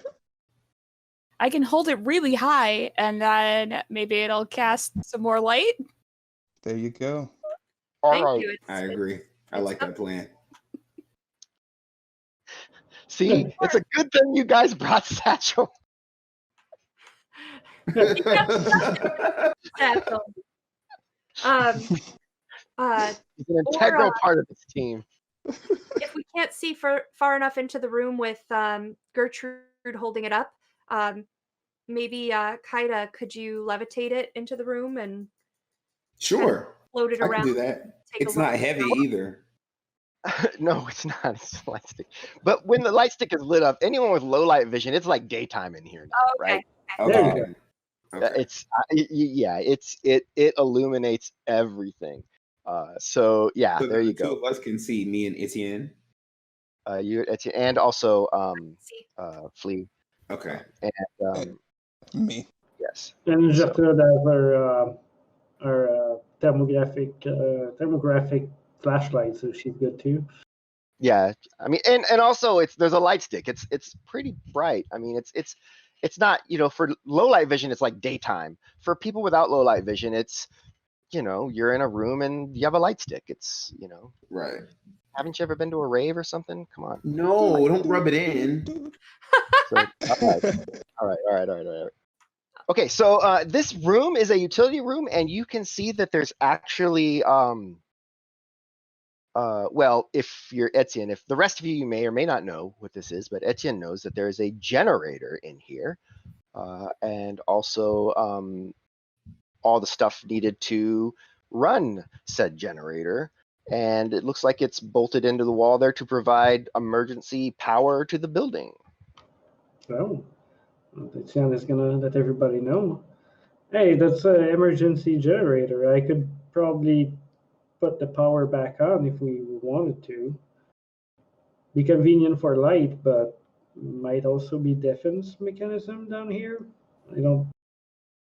I'm a little nervous about that because anything in the building knows we're here, but if we want to be quiet to things that are outside the building, the lights may make us a target. I have a white noise filter, a white noise generator. I can make us silent as well. It doesn't really make you silent. It makes you louder, actually. It's the Oh. white noise generator goes brrrr, like that. Okay. Just makes it so people that are far away have trouble hearing and understanding what we are saying to each other when we're inside the zone. We're already mind linked. Also, yeah, there's that. We think But- argue at each other. I agree that if we turn on the lights, and especially since everybody can see already, then we'll it'll make it to where people outside of the building will know that we're here. Yeah, that's my concern. Let's remember it's here, and if we don't have another option, okay. But let's Fair wait. enough. Besides, you Okay. don't know what bacteria is hiding in the airflow system. No one wants legionnaires. And that. Say Okay, that. I got a mask for that. You guys know? Around to the others. There's so many jokes I want to make about masks right now. But I'm not gonna do it. I can just hold my think- breath. Or that. I think we should go with Flea's idea for right now, since everybody can see it. Yeah. All right, so nothing else in this room but the generator. Just the generator. Let's move on. Oddly unscavenged generator, actually. All right, so you turn into this hallway. I feel like and- this is one of those things in a video game that like glows a little. Like, hey, plot point, you're supposed to. And then you don't do it, right? That's how I feel too. yeah, At least have there's some room resources. there. I will say that, but there's we'll see. So with that, you open these double doors, and as you approach what appears to be the largest room, because you see this sort of greenish light kind of coming from there, so that catches your attention. And as you move in that direction, you see a dead dwarf in a lab coat lying there in the open doorway, his head cocked at a decidedly unpleasant angle. Two human corpses lie just inside the doorway. One appears to be wearing an armored jacket with the Janus logo upon it. The rest of the room as you can see kind of inside, jumps right out of the sci-fi horror trids. 12 tanks line the room, 11 of which contain what appear to be identical dark-haired human females, all in some sort of suspended animation. The 12th tank is open, and some of its fluids are spilled across the floor. As you tear your eyes from the tank, they land at one of the tables upon which lies a scalpel, an open medkit, a comlink, and a small, looks like medical implant device, all of which are covered in dried blood. And with that, we're going to take a break. Oh, no, you didn't. Nice. I just want to say, I've seen this trid. Nope. Nope. All right, so with that, everybody, let's all take 10. Everybody hit the bathroom. Everybody get a snack. Everybody get a drink. And we'll be back in 10. Stay tuned for our great ads. Yeah. Ads.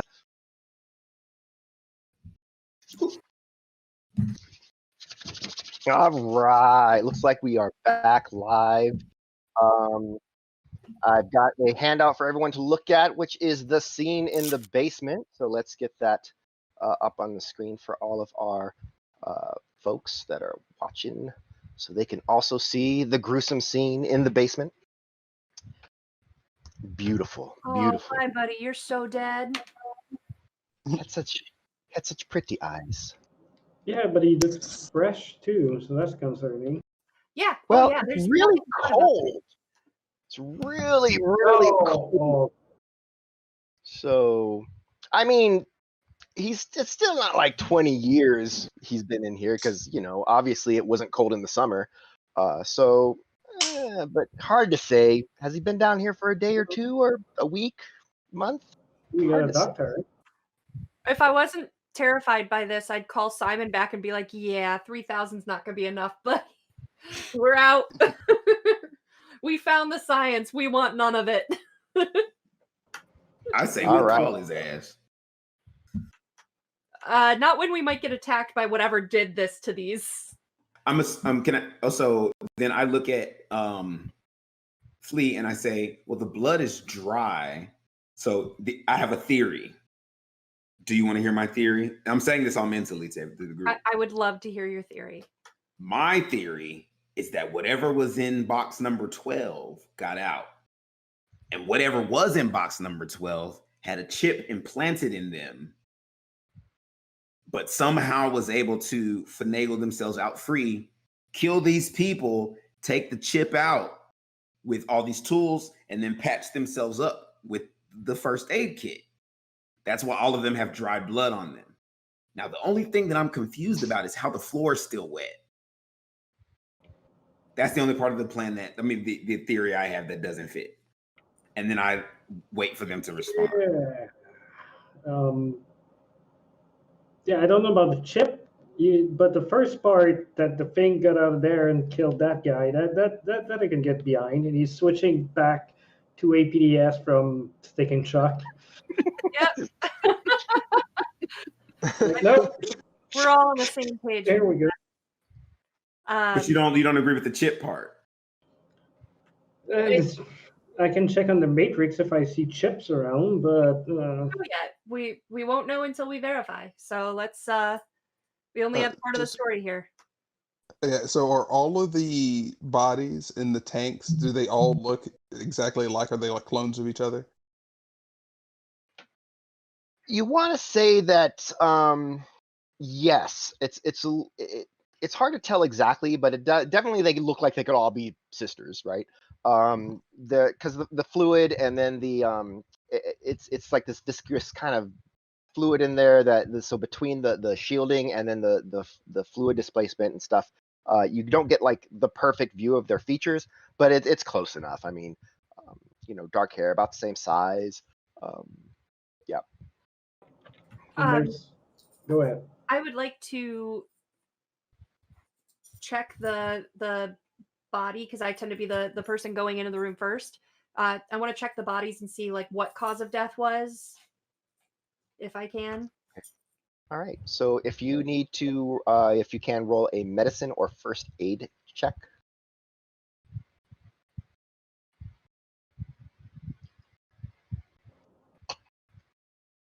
All right. Rolling fire, guys. Fire. I mean, the dwarf's neck is like spun kind of like around, so that might be a contributing factor. Or, I mean, maybe they did it after he was dead. This is hard to tell. As I'm like looking for signs of this, I go, wait, Gertrude. You seemed very excited. I didn't want to get in the way.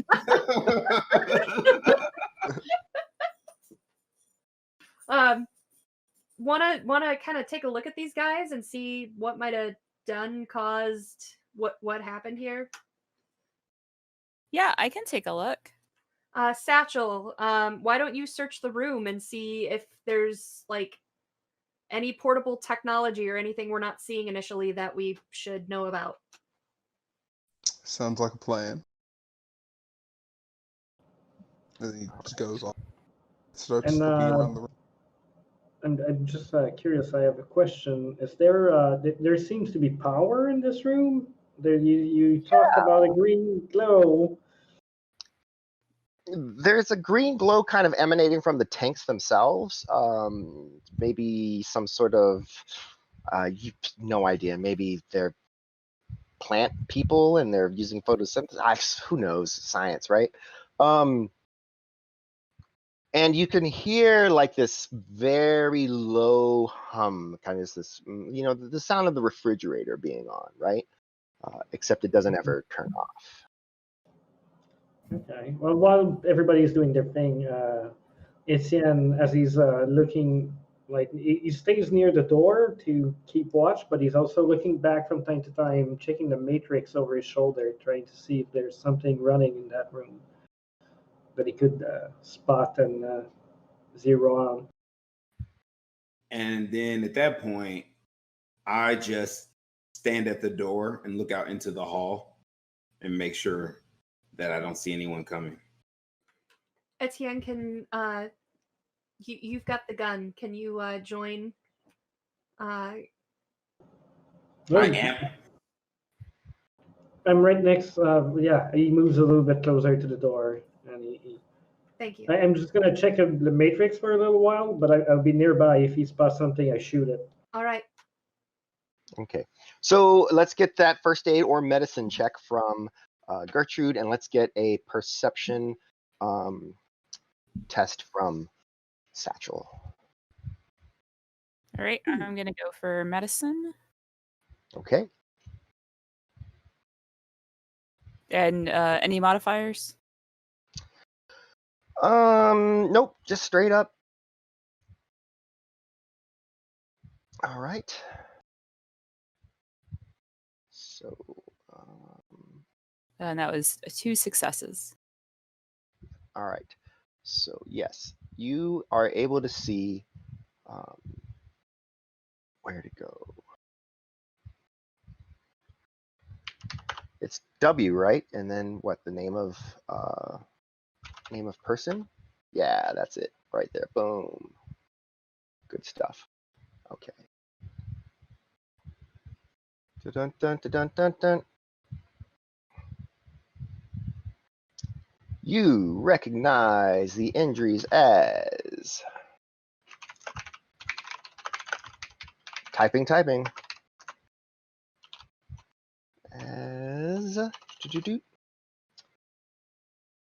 meanwhile, as Satchel is looking around, he doesn't really find anything else interesting other than what you've already seen. So the table has the equipment on it, the strange little device, the med kit and the scalpel. There's a comlink there as well, and then the tanks themselves. You don't see any interface necessarily in sort of the physical You presume that it's probably because it's matrixy, and has to do with that. Wow, that didn't work. Why did it do that? I hit the enter button one time for a thing. Very strange. Roll 20. You vex me.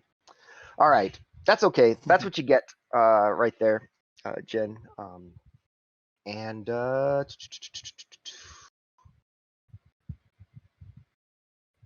Etienne, you notice as you're looking into the AR that there is a host here, actually.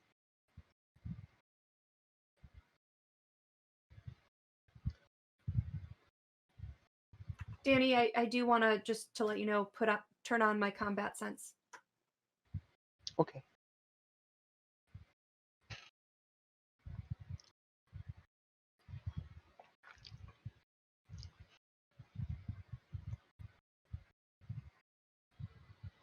All right. It doesn't seem like there's anything in the room.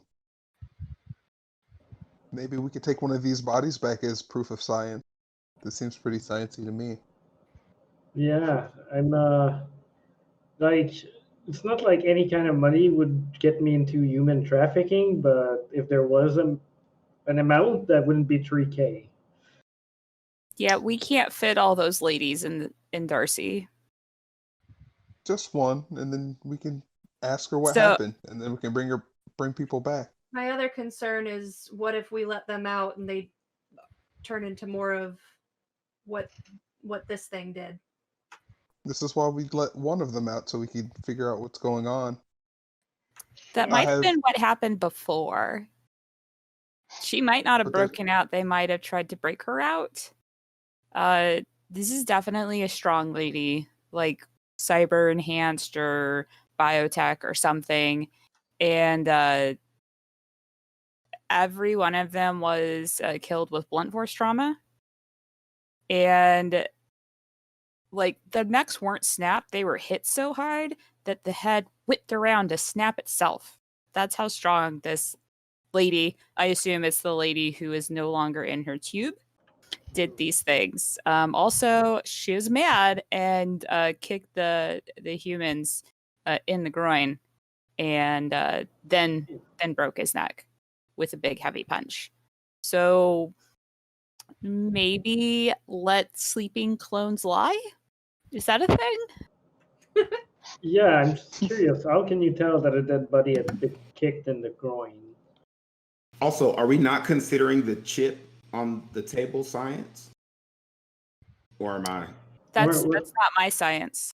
But if you know that science. Yeah, if there's a chip, we still haven't seen any proof that there is one. I thought there was a. No, there's a I'm chip. sorry. Yeah, there's a small like device and a comm link and a scalpel on the table. Yeah, and so I'm assuming the small device. So can I do? I'm not a tech person, so then I ask someone who is a tech person to check it out. I guess. So I guess Etienne or Any of the Satchel. engineering skills, or if you want to try a cyber technology skill or biotechnology skill. I just want to know what it is, so I don't even know how to do it. I don't know what that thing is, but if you bring me that comm link that's right next to it, maybe there's information in there that I can break out. Okay, so I bring him the comm link, and then Satchel's who I would ask about the other device, correct? Yeah, I'll do a biotechnology. You said a biotechnology roll on it? Bio or it's got cyber blood on it. Yeah, options. it's got blood on it. So I assume that it was either implanted at some point in something with blood, but I could be wrong. As Kaida is checking this out and like moves into the room to get stuff for Etienne, I step out into the hallway since like that was his post. Shade. I just got shaded again. I never said I stepped back in the room. I just said. Well, the comm link was in the room, so if you go get it and take it to Etienne. Oh, my bad. I didn't specify. I levitated it to him. I floated it over there because I do that a lot. I do. I'm covering my ass. I do. So anyway, Right. so I'll stay at the door, and then I'll tell them to go check them out. I don't know, man. Okay. You're doing fine. So, I'm throwing shade and game. It's fine. So definitely, it's not biotechnology. It's going to be a cyber technology. You look at it, and it's actually it's definitely machinery, like legit device. Something about it tugs at your memory, Satchel, but you're not sure. The comlink is now in Etienne's hands.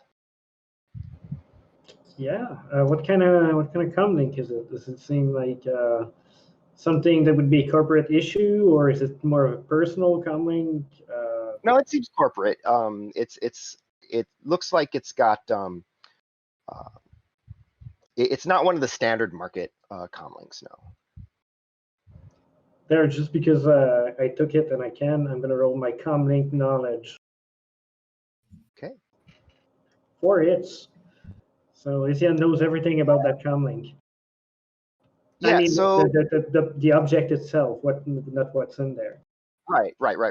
So the comlink itself, it's one of the sort of it's not like a corporate brand, but it is one that's been developed by probably a Neonet subsidiary that it's meant to be marketed. It's a blank comlink, so it doesn't have any commercial markings on it out of the box, and it doesn't have any software loaded on it out of the box. And so the idea is that for corporations, for these mega corporations or whoever, to get these in large bundles, and then they can put their own stamp on it if they want. They load up their own operating software, etc. And it's this way a corporation feels good about having tech that they can use that isn't going, there's some backdoor feature that can get in and allow their secrets to be taken. This particular one has been stamped with Janus on the back, and looks like it has power. All right. Well, Etienne is gonna switch his deck configuration around a little bit, and he's gonna try to break in it to get access to whatever is inside. Maybe he can learn something about this whole situation. All right. He feels confident, so he's gonna start in AR, so he's not gonna slump over to do it. He's gonna just yeah. Let's still, we just found that comlink. Let's still be wise and go with an act on the fly, just in case it's connected to something else and it can be spotted that it's under attack. All right, sounds good. So I'm gonna move my sleeves to one of my greater stats so I can keep these things. Satchel, have you found anything while we're waiting? No, Actually, you it have, seems- Satchel. You found on the guard that has his jacket still, you did find a weapon. It is a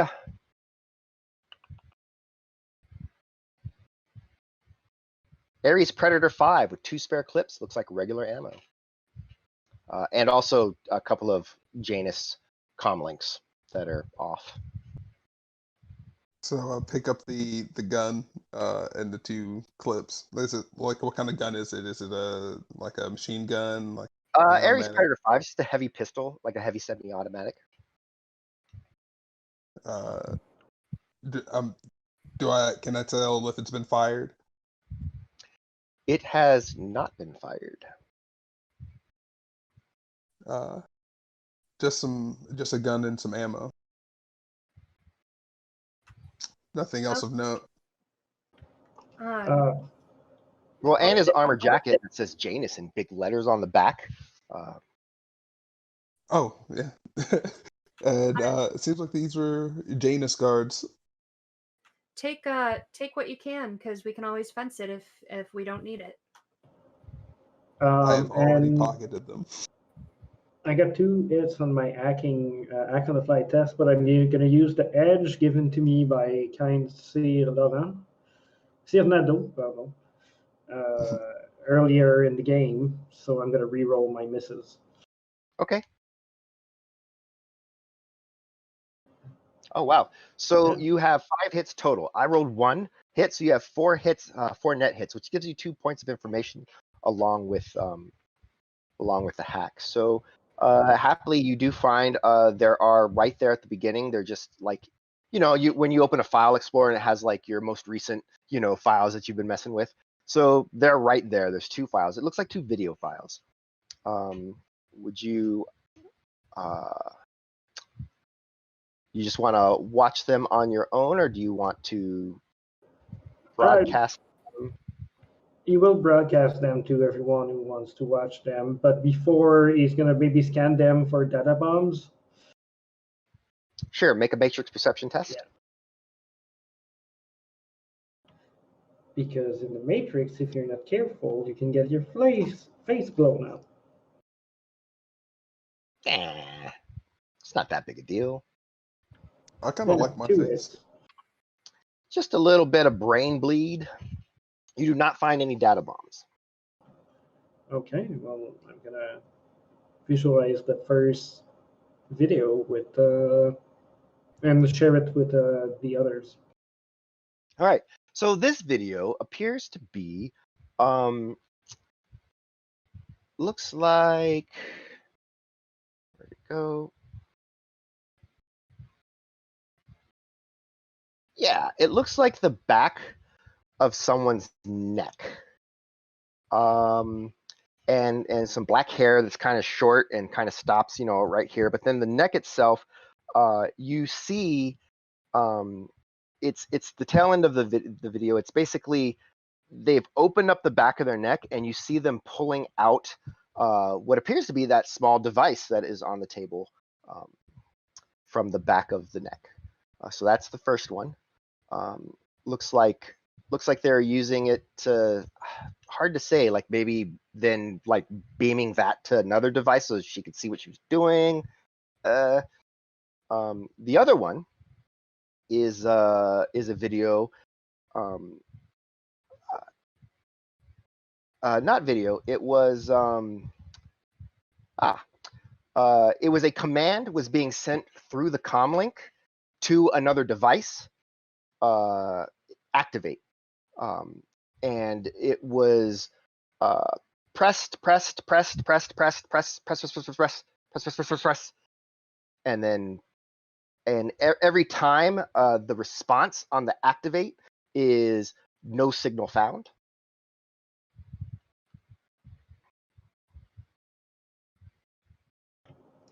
Okay. Etienne is sharing his information with everyone. There's also an access code for the host. Ooh, there's a host running here? Yes, there is a host. Oh. Well, maybe I will need to pass out. Anyway, I found all of that in the telephone comlink. So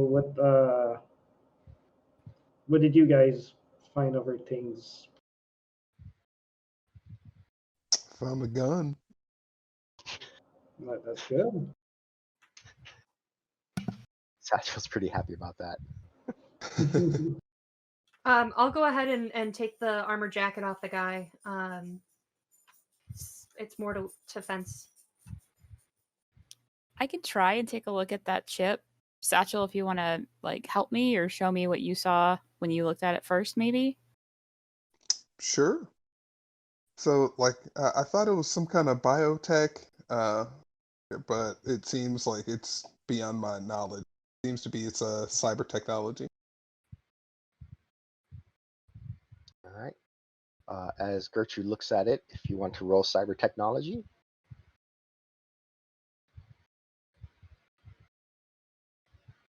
I got 2 hits. 2 hits. So, actually, yeah, you have seen this before. Actually, it's a cortex bomb.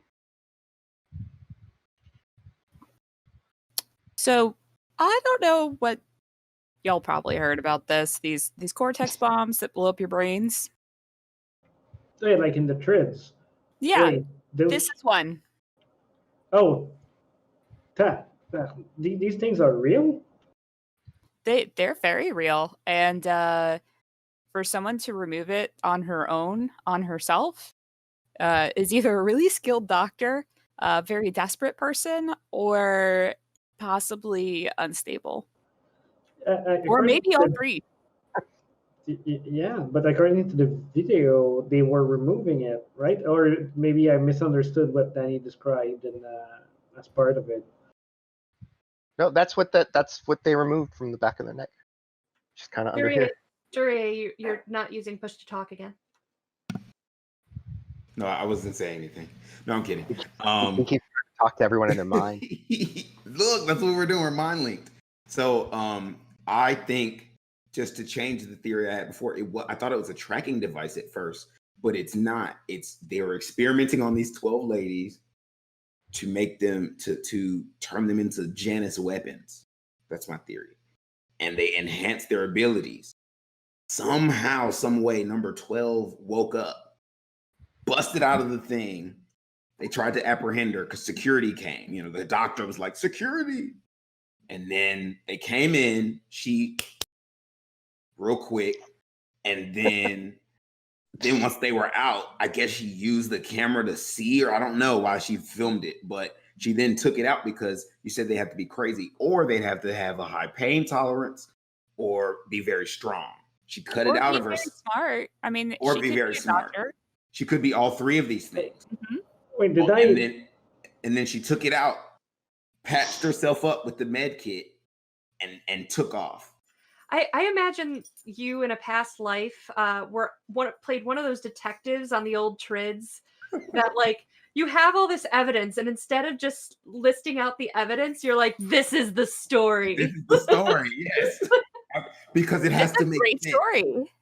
I mean, it makes sense with everything that everyone's finding too. The bomb was put there because if Janus ever lost track of one of these people, the damage could be so bad that they had to be able to terminate.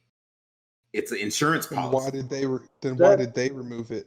Yeah, that was. No, it said she removed it herself. No, not according to the video I found, and he turned. No. The video is of her pulling it out, so she's holding the comlink like she's holding the video. Okay, that's me that misunderstood. Yeah, because she was trying to escape, and that was their insurance policy. So in the way that most female people would hold mirrors to do their hair, essentially. So I'm just saying this: the comlink with the video, this chip thing, like. This seems like science and technology, and maybe we should settle with that for 3K and get the fuck out before we get attacked. Should we take I'm pictures definitely or a fan something? of not getting attacked. I mean, I think the bomb itself is great technology. It's a bomb. It's Satchel, what did you say? So I'm a big fan of not getting attacked. I'm down for the smoke. I want all the smoke. But if y'all, my team doesn't want the smoke, then I'm not going to force y'all to take the smoke if y'all don't want to take it. Smoking is bad for everyone's health. The guys sent us down here to bring back stuff. If you guys, I'm kind of new to that business, so if you guys think it's enough, just the evidence that there is stuff. But... I mean, we have some stuff. We have this brain bomb. We have the comlink with the video. We have some technology, and the bomb is science and technology, right? Like, and I mean, I just don't want to put us. This shouldn't be a life or death mission for 3K. I agree. Let's go. He also said that if we get attacked, he'll raise the price. He said attacked by ghouls. How much is your life worth? Ghouls. Yeah. Also, it has to specifically be ghouls. Language is very important in the shadows. Well, then that would be dishonest, so I can't say that because of that I mean, thing. I could call him and tell him what we have and say, if you want more, we're going to have to negotiate for a higher price. I like that idea. I'm going to Yeah. call Simon. Everyone, please cover the hallway. And then I move to cover the hallway. Mm-hmm. Are you calling from the basement? If I can get a signal. What is your comm link? It's a nice-ish one. Is it? I don't know. Some of you guys cheaped out on your comm link, so I don't remember who. I don't feel I'm like not going I to name any names. it was a pulse Oh, wave. no, you did. You did not cheap out on your comm link. You got a pulse wave. So yes, no problem. You dial that. You dial that comm link. It buzzes. It buzzes.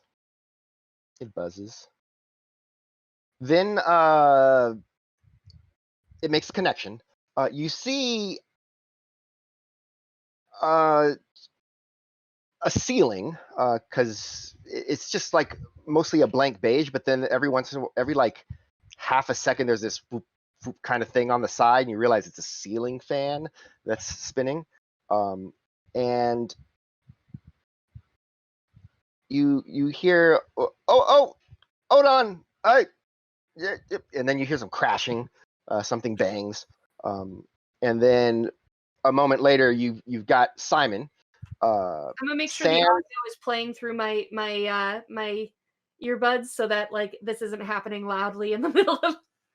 Okay, and you see Simon, sans top, with his green scaly chest, and his just kind of, he's still got his piercings and stuff, but he seems to he's kind of moist. Maybe he just got out of the shower or something. Hard to say. Oh, what? Oi, hey!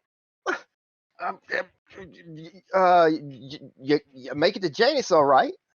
Yeah, Simon, we made it here. We're here now. I just wanted to communicate with you. We found a comm link that has a impressive video on it, and we found a brain bomb chip thing.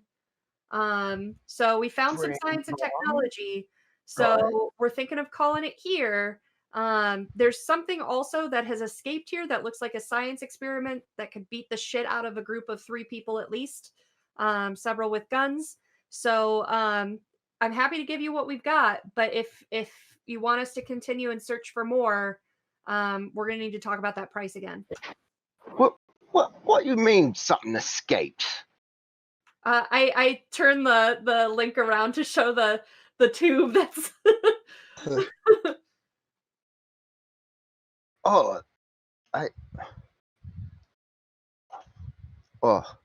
That's not something you see every day. No, and whatever got out of there did this, and then I'll show the body of the dwarf. Oh, that guy's got his head on backwards. Must have had a rough time putting it on.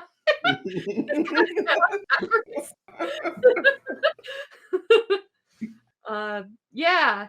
So again, we've got some stuff for you that I think us getting this far is worth the 3K, but if you want us to press on, it's going to cost.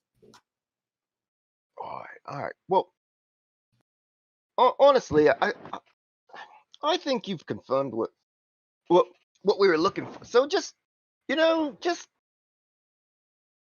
leave everything on the table. Cause that's a bomb, right? Just don't drive around with that. I mean, maybe, yeah, you're professionals, right? Just make a call.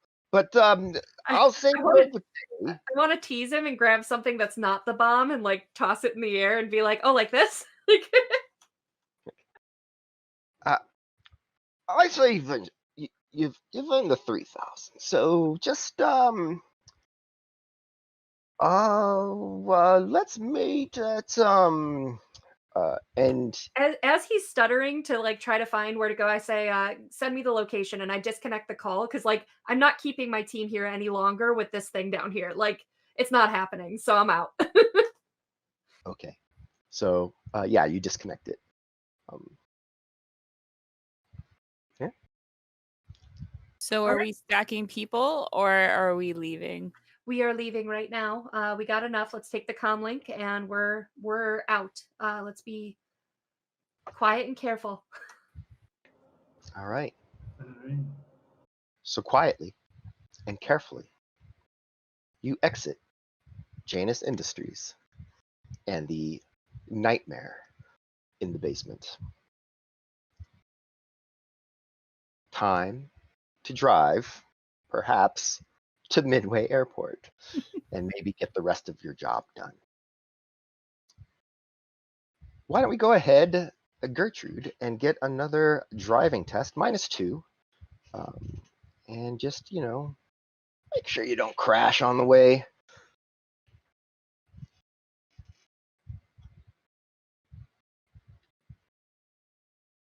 You don't crash on the way. Again, it is a bumpy ride. Sometimes you hit curbs, sometimes on purpose because you got to move out of the way, and sometimes less on purpose, but no one else knows that. I'm aware of And that. you, While we're on the road there, Etienne is gonna make copies of this this video and just keep one tucked in the corner of his deck, just in case. You never know when that kind of thing can be useful to blackmail someone or something. all right. Never know. Yeah, never know. Pay data or maybe interested parties that you are allied with. Who knows?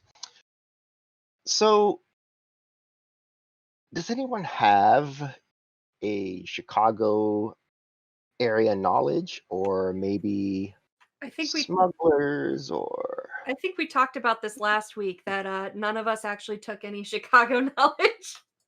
because nobody's from here. Everyone's from the South except for Etienne. I have some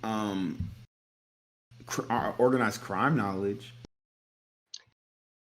I'll take it. I'll take it. Go ahead. I don't know and, where it's at though. I don't know how to find it. So on your character sheet on the left-hand side, all your skills are down there. There's Okay. You change the little tabs: active, knowledge, language. I see it. Oh, I have Chicago Knowledge. game. Chicago gangs. have- You can roll Chicago gangs. Okay. Yeah. Right now. Good roll. It's a good roll. Hey. All right. So what you've heard is that because Midway Airport is inside the containment zone, right? So obviously there's no commercial flights coming in and out. That said, you've heard that that's where a lot of the illicit goods, the black market stuff, the gray market stuff, a lot of that moves in and out of Midway. Generally, if it's not the wingman over at Spire Industries, it's going to be coming in through Midway. So it's kind of a smuggler haven. So yeah, officially it's shut down, but that's what's kind of been going on. The runways generally all jacked up, a lot of VTOL, vertical takeoff and landing, kind of vehicles fly in and out. So you arrive kind of getting close to the middle of the night at Midway Airport. I have switched the map now to Midway Airport.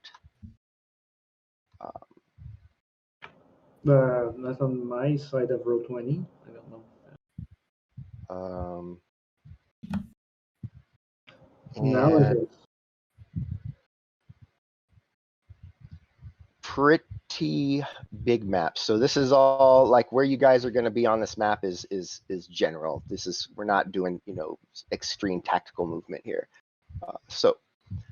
Coming in on the so you can come in, the terminal is on the east side of the airport, and then the west and north and kind of south sides have the various sort of used to be businesses and stuff.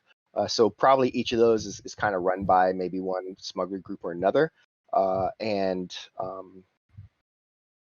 it's a big wide open expanse full of snow and darkness and wind, lots of wind.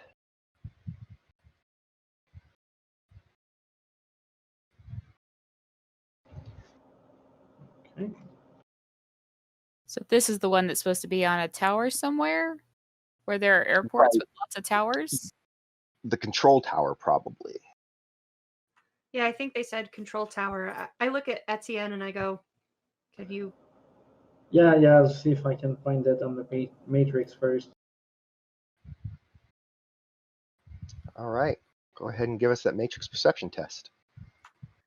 Danny, I'm also, just so you know, I'm going to drop my combat sense. I still have my increased reflexes up from last time, but I'm also going to just keep with these guys my commanding voice on. Okay. We're still mind linked, so I asked the group for consent if if they feel comfortable dropping the mind link, or do they foresee it being useful at some point in this mission. I think it's a great way to communicate. So I'll leave it up. Thank you for asking. That was very nice. You're very welcome, team. Appreciate it. All the time. I feel like I need to get him a Hallmark card, like really thanking him after this for some reason. And Etienne's gonna pass out and try and locate that thing. Okay. All right. So matrix perception. It's not hard because there is one major sort of set of there's like a cluster of icons in the middle of the airfield that kind of indicate to you that something's going on there. And then if you look out the van window, you can see there is a structure that is tall in the middle of the airfield. So through mind link, I guess. Etienne tells you like the tower is just there up front, but there's a lot of activity there, a bunch of devices. I haven't taken the time to scan them one by one, but there's it's not an abandoned place, let's say. There's something there.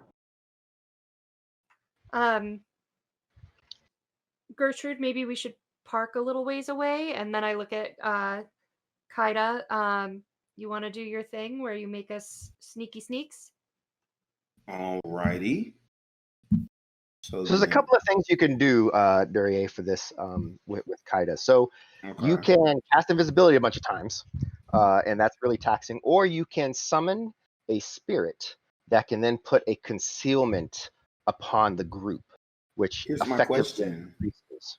But are we still in the van? Right now, you are as Gertrude is going to find a place to park. Yeah, I'll find a spot that's out of the way somewhere that we can park. Okay, so after I think I'm gonna wait for her to do that, and then once she does that, I'm going to cast. I guess I haven't summoned anything yet. Yeah. All right. And it seems less taxing, so I'll do that. Where do I go to summon something? All right. So first for Jen, if you can place Darcy wherever you want to pull her in, and we'll say that's where you park. And these areas are all old, where the planes would pull in. So there's like hangars on the left, the bottom, That's and the north. You could. It's old enough and torn down enough. You could get onto the airstrip itself if you really wanted to. There's, but that's a lot of really open area. So on your magic, Duryea, let's see. Nope, that's where the add-up powers are. So not on your magic. On your personal, on the left-hand side. In your skills, your active skills. Okay. All right. You've got a summoning. I see it. No, I don't. So what you're going to do is I don't see it. you're I going don't. to Oh, I see it. near the Okay. yeah, there you go. All right. So just like with spells, you have to choose a force. Okay. The force of the spirit that you summon. The higher the force of the spirit, the more powerful it is. For the 5 of you for it to do its conceal power, you will need it to at least be a force 5. It didn't allow me to select the force. It asked for a modifier, but I just clicked Nothing. So we're gonna say it's a force 5 for this, but in the future, just like let me know what force it is for this one, because then I I'm am going to sorry. roll to counter that. No, you're fine. You're learning this particular thing. So since you're summoning at force 5, it gets 10 dice to try to not be summoned, right? So you have 7 hits. If I get 7 or more, you do not summon the spirit. However, I did not. I only got 1. So what this means is you get the force 5 spirit, and that force 5 spirit owes you 6 services. So a service can be anything from use this power that you're about to do. So that would be a service. Protect Satchel would be a service. Fight our enemies would be a service, right? So that's the kind of things you can do. And also you need to determine what kind of spirit you're summoning. Is it an air spirit, a water spirit, earth? I think you get fire, earth, fire. Yeah, the 4 elements and beast is what I think you get. So which Okay. one of those are you summoning? Well, here's the question. So at this point, like, so what do they do for one? I don't know what they do individually, but I would assume air, because I'm thinking about visibility, and so I would assume I would only get to summon one, right? You're only summoning one. So I would summon. I assume this is about. Wait. So Gertrude, what's and the team? What's the plan right here? Like, what are we doing? So we're gonna sneak over to the tower. I would also like you to do an astral recon again to see. There's icons in the matrix, but are they tied to actual meat people? Auras. Gotcha. Yeah, so I'd like you to do that recon, and then we move in. But Would all 5 of us be going outside of the like? Would all 5 of us be going over there? I look at Gertrude. You're our driver, so I leave that up to you. But I would expect the rest of us would for cover. If y'all want me to stay in the van and keep it warm, I can certainly do that. Or if you want me to come with you, that's fine too. Let me know what you think is going to be better. If she stays in the van, I can use one of the services on. I can keep one of the services instead of using it to cloak her. I think you would only need one service. You don't need, no, it doesn't use a service to cloak each person. It's a service to do its cloaking power, which covers all of you. Oh, Yes. so then, so that's that's the first service I want to do is to cloak everybody. If that's the case, why don't we just take the van over there? Yeah, we could as well. Since we're all concealed, that's not a problem. Just once we get out of the van, we want to make sure we're covered. Okay, so that's 2 services, one to cover the van and then the other or to cover the team, or is that still just one service?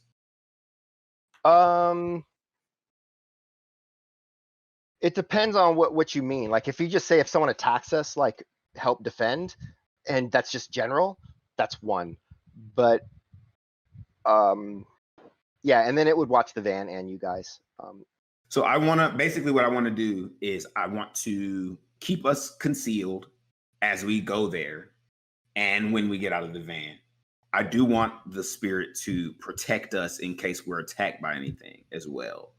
As far as the other 4 services that I would want, is it okay? Do I have to decide that now or can I? No, you have until sunup. At sunup and sunrise, that's when any spirits, any services you still have, they go away and the spirit returns back to its plane. Okay, so for right now, that's all I want to do. And before we do that, I want to do the what's it called that she just asked me to do? Astral projection. Astral project before we actually move. All right. One quick question about your spirit. Whenever you summon a spirit, for every 3 rating of force, it gets an optional ability. So for this, it's the optional abilities you have to choose from are elemental attack, so it like blasts cold at somebody probably, or lightning, spirit of air. Energy aura, it's like covered in lightning or cold. Fear, it can cause somebody to run away with fear. Guard, which is to kind of protect you from other spirits, sort of malevolent powers. noxious breath, or psychokinesis. What is psychokinesis? It's telekinesis. Okay. I'm kind of thinking the first one. What'd you say the first one was? Lightning blast. Elemental attack. So it just it's just like shoots That's lightning. what I want. I want elemental attacks because at this point we're gonna be out in the open. And the last time we were out in the open, we didn't have anything protecting us, and guy almost got shot. So I want to do either guard or lightning or elemental attack. Are they both do the same thing, essentially? Guard does guard's a specific power, and I'll tell you what it does in a minute. So the normal powers are accident, which it causes somebody to like stumble or whatever. It has this power, right? So it can cause you to trip up or crash or your gun to jam or whatever. Guard protects from that. So if someone else has a spirit and you think they're going to use that power on you, you can have your spirit guard you from that. And then the other thing is has is concealment. It can cause confusion. It can engulf somebody within itself. And it can use what we call the movement power. So it can increase your movement by its force rating. Okay. And then finally it can like also like search the area for you to find like something specific. So that's guard. That's what guard does. No, that's all the different things. Guard just by itself. I got you. Understood. Okay, so for right now, I have no clue about the power. But for right now, I know I want to start with the astral projection, and I want to do those 2 services. I don't know about that optional power yet. Yeah. Is that fine? It's gonna be we'll do the elemental attack. This way, it can be better protect you if it gets into a fight. Cool. So I stop, and then while we're in the van and we're in the covered section, I do my astral project. I leave my body. Everything gets murky except for auras, and then I focus my attention to the cluster of or the cluster of activity in the middle of the airfield. Right. So with that, as you fade into the astral and kind of come up, you see everyone's auras around you that you've that are your teammates. You also see the spirit of air that you've summoned. It is bright and shining in the astral plane. And in the astral plane, if spirits are in the astral, or I think spirits are dual natured when they're not in the astral, so they can actually. It's one of the few things that can actually attack you and hurt you. Right, if you're in the astral plane, is other spirits and stuff. Also, other astrally projecting mages can attack you, and you can attack them. So you see the spirit of air that you've summoned. So thematically, when you summon spirits, there's a certain theme, right? When you summon a spirit, what do you imagine that's like? I imagine that when I summon a spirit, it is an entity that's ever changing. Every time I summon it, it has a different form. Can I say that? You can. Okay. I'm sorry. Go ahead. So like a Christian theurge would summon angels, right? That's what their spirits would be like. Right. Maybe like someone who is from the Middle East would summon like genies and afrits and stuff like that. I can't remember what we picked for his religion. I don't know. I know we're talking about. You didn't really. We just went with the shamanic. Shamanic, path, so, yes. But that's just kind of a catch-all in Shadowrun for just kind of being in tune with the natural world, right? So it could be your Patronus, like. Right. I see what you're saying. I have a theory though. I have 2 theories. My theory is that like there's this ideology behind something, the show that I like, where every time they encountered this thing, it was different because it had to be whatever you needed it to be in that moment for you to catch on to it. But is that too fluid? No. Nope. It is not. So basically, right now I see a dragon. Okay. You see a dragon. Yes. It's just like a giant air dragon. Yes. Okay, so with that, it kind of spools up into the air to kind of keep watch of things as you also move out. And as you move out, you notice very quickly, that there are auras situated around what appears to be like a rising column of grayness from the ground, right? Which you presume is the control tower. You see that there are 2 auras that kind of seem to be obscured by something as they move back and forth. It's hard to really tell what that is. And then there's a third aura that is actually circling around in the air above it, which can immediately tell you that that's either an astrally projecting mage or a spirit of their own. However, to get a better look at what that is, you can roll a sensing test. So that's in your active skills as well. Okay, I'm gonna do that. It's asking for modifiers. No Nothing. modifiers here. Okay. All right. So 3 hits. With 3 hits, you can tell that the spirit that's in the air is an air spirit, it's like yours, but obviously it's got a different form. And it is not as strong in magical, just raw magical power as you are, or your spirit. Yes. And the two other forms that you see, you realize that what it is there's a door, an open door, and they're kind of on the inside of the door, just kind of, because it's cold, and so they're just trying to keep warm, I guess. And they're just, they're still looking out, kind of keeping watch, if you will, but they're inside of the doorway, and that's why their form kind of disappearing and fading away. And that's what you see. Okay. There are no other auras across the field. Okay, so then I bring myself back into my body. I look at the team and I say, all right, here's T, man. There is at least 2 people over there. I think there's a third. Of one of them is a mage, or a mage has left an air spirit to guard the tower. So whatever's in the tower is being guarded. So we should plan accordingly, because there's probably going to be some some magic dueling, and there's also probably going to be some hands thrown. Okay, let me. Oh, go ahead, leader. We all know to geek the mage first, right? That's I know we're all kind To of geek the mage. That's What does true, that mean? but before we go in murdering people, maybe I can have a look at the icons on the matrix. absolutely. See who are these people and what they're doing there. If they're just like the crew guarding it, maybe we can just speak before we shoot. I think the other thing I think is important is where exactly is the box? Is it in the same room that they're in? Or is it above? Is it below? Where in the tower is it? Because we can't find them entirely. I think it's on the top of the tower or something like that. I mean, do you think or do you know? There's a bunch of icons right now running in this place, so it's hard to tell where is what.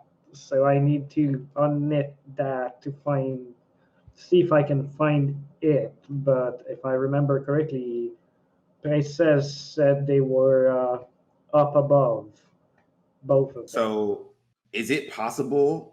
Because this is a whole. I didn't sense anything else in the area, so it's not likely that we'll be attacked by anything else.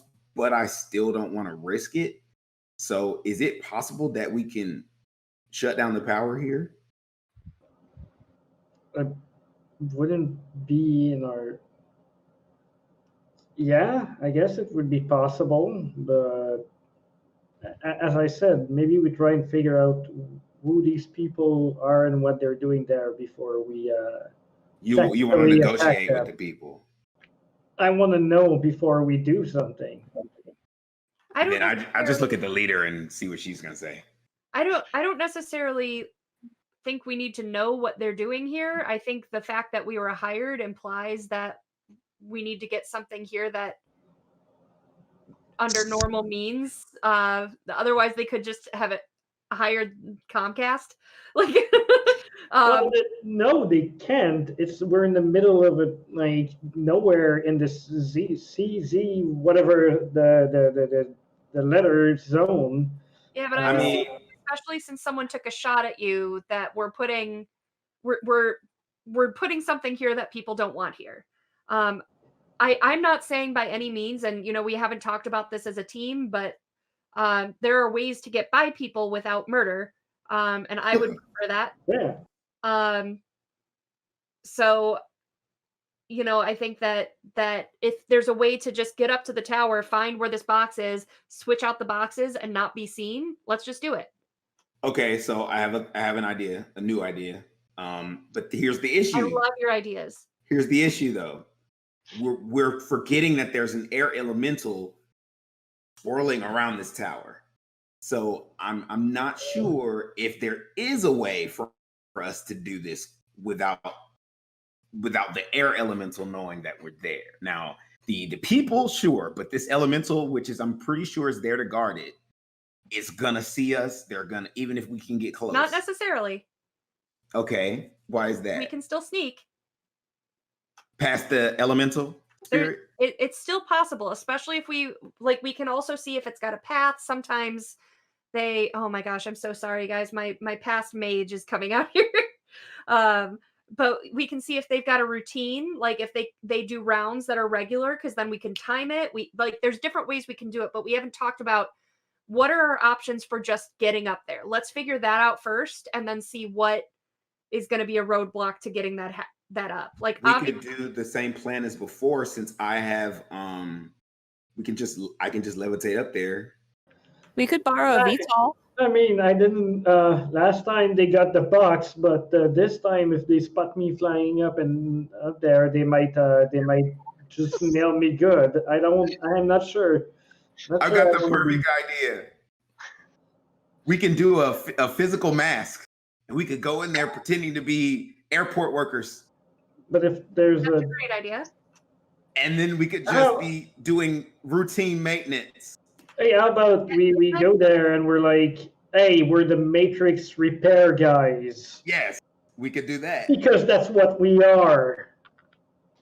That's what we are. And then we don't have to lie, because I don't like to lie. Oh God.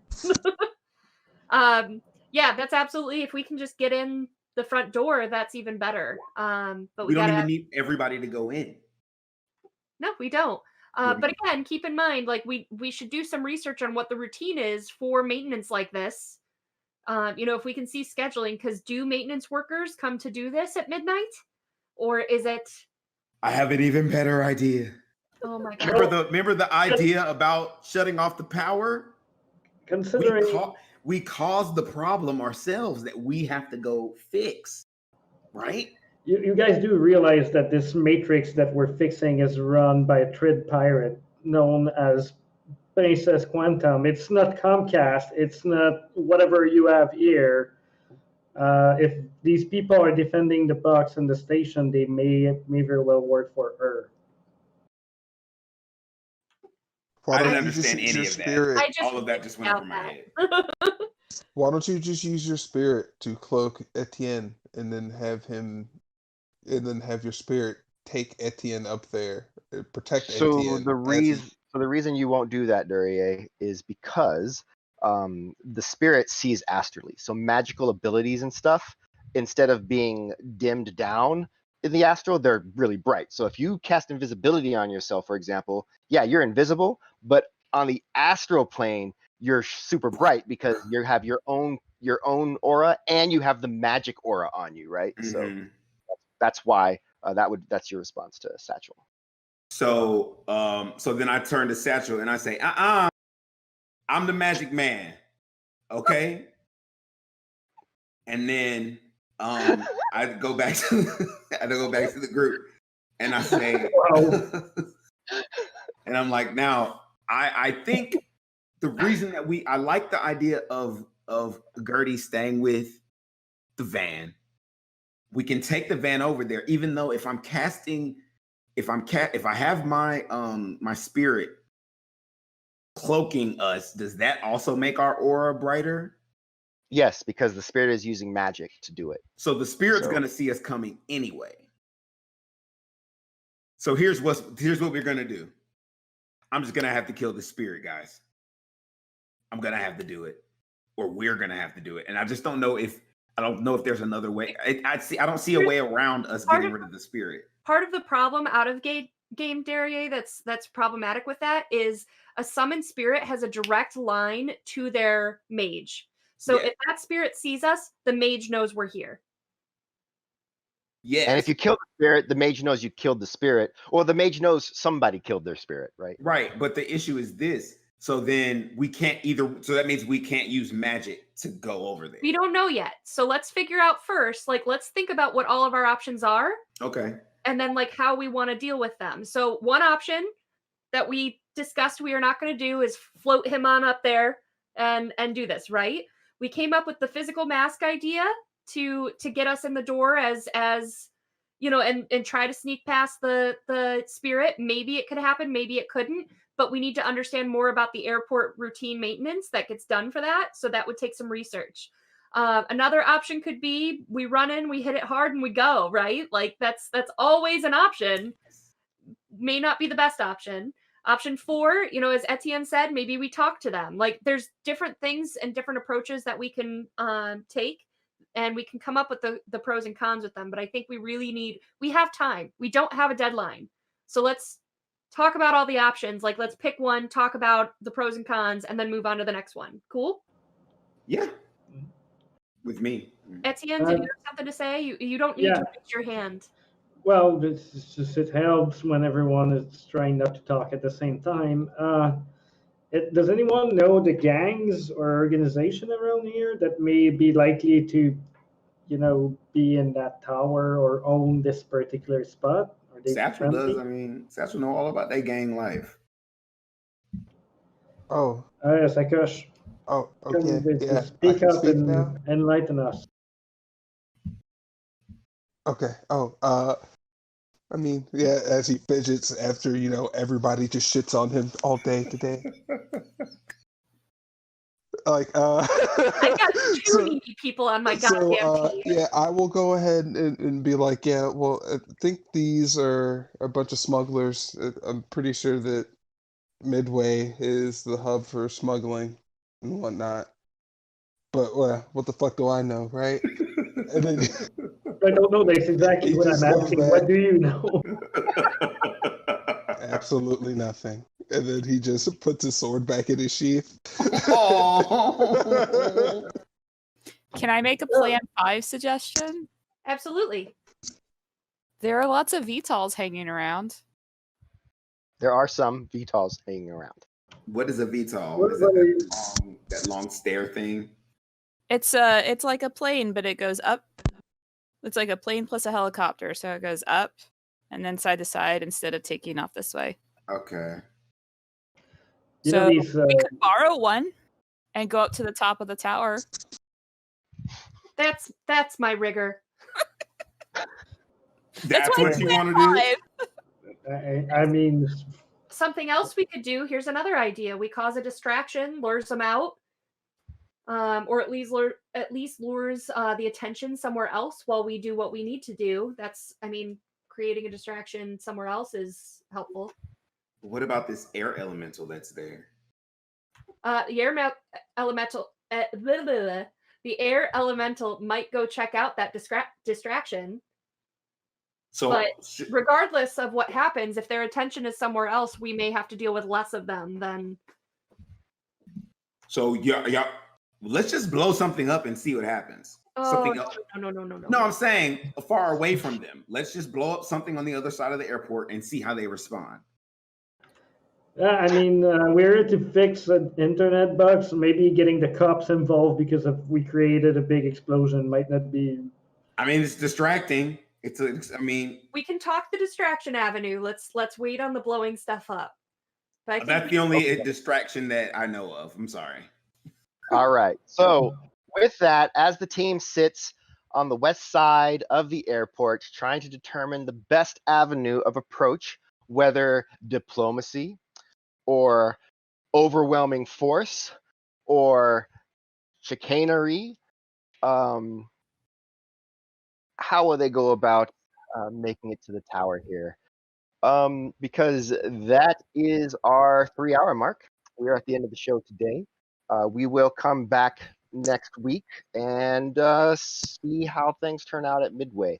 I want to thank everybody for joining us. I really appreciate all of you. Appreciate all of you guys contributing to everything, helping us out. For any of the awards that haven't been used, we want to try to use them before the end of the session, but had not really a lot of dice rolling tonight, but we do have that saved so that we can catch that next week and make sure we call out our gratitude. So yeah, I'm gonna chill out for just a little bit after, maybe if anyone wants to hang out and talk about some stuff. But other than that, we'll see everybody next week. Bye, guys.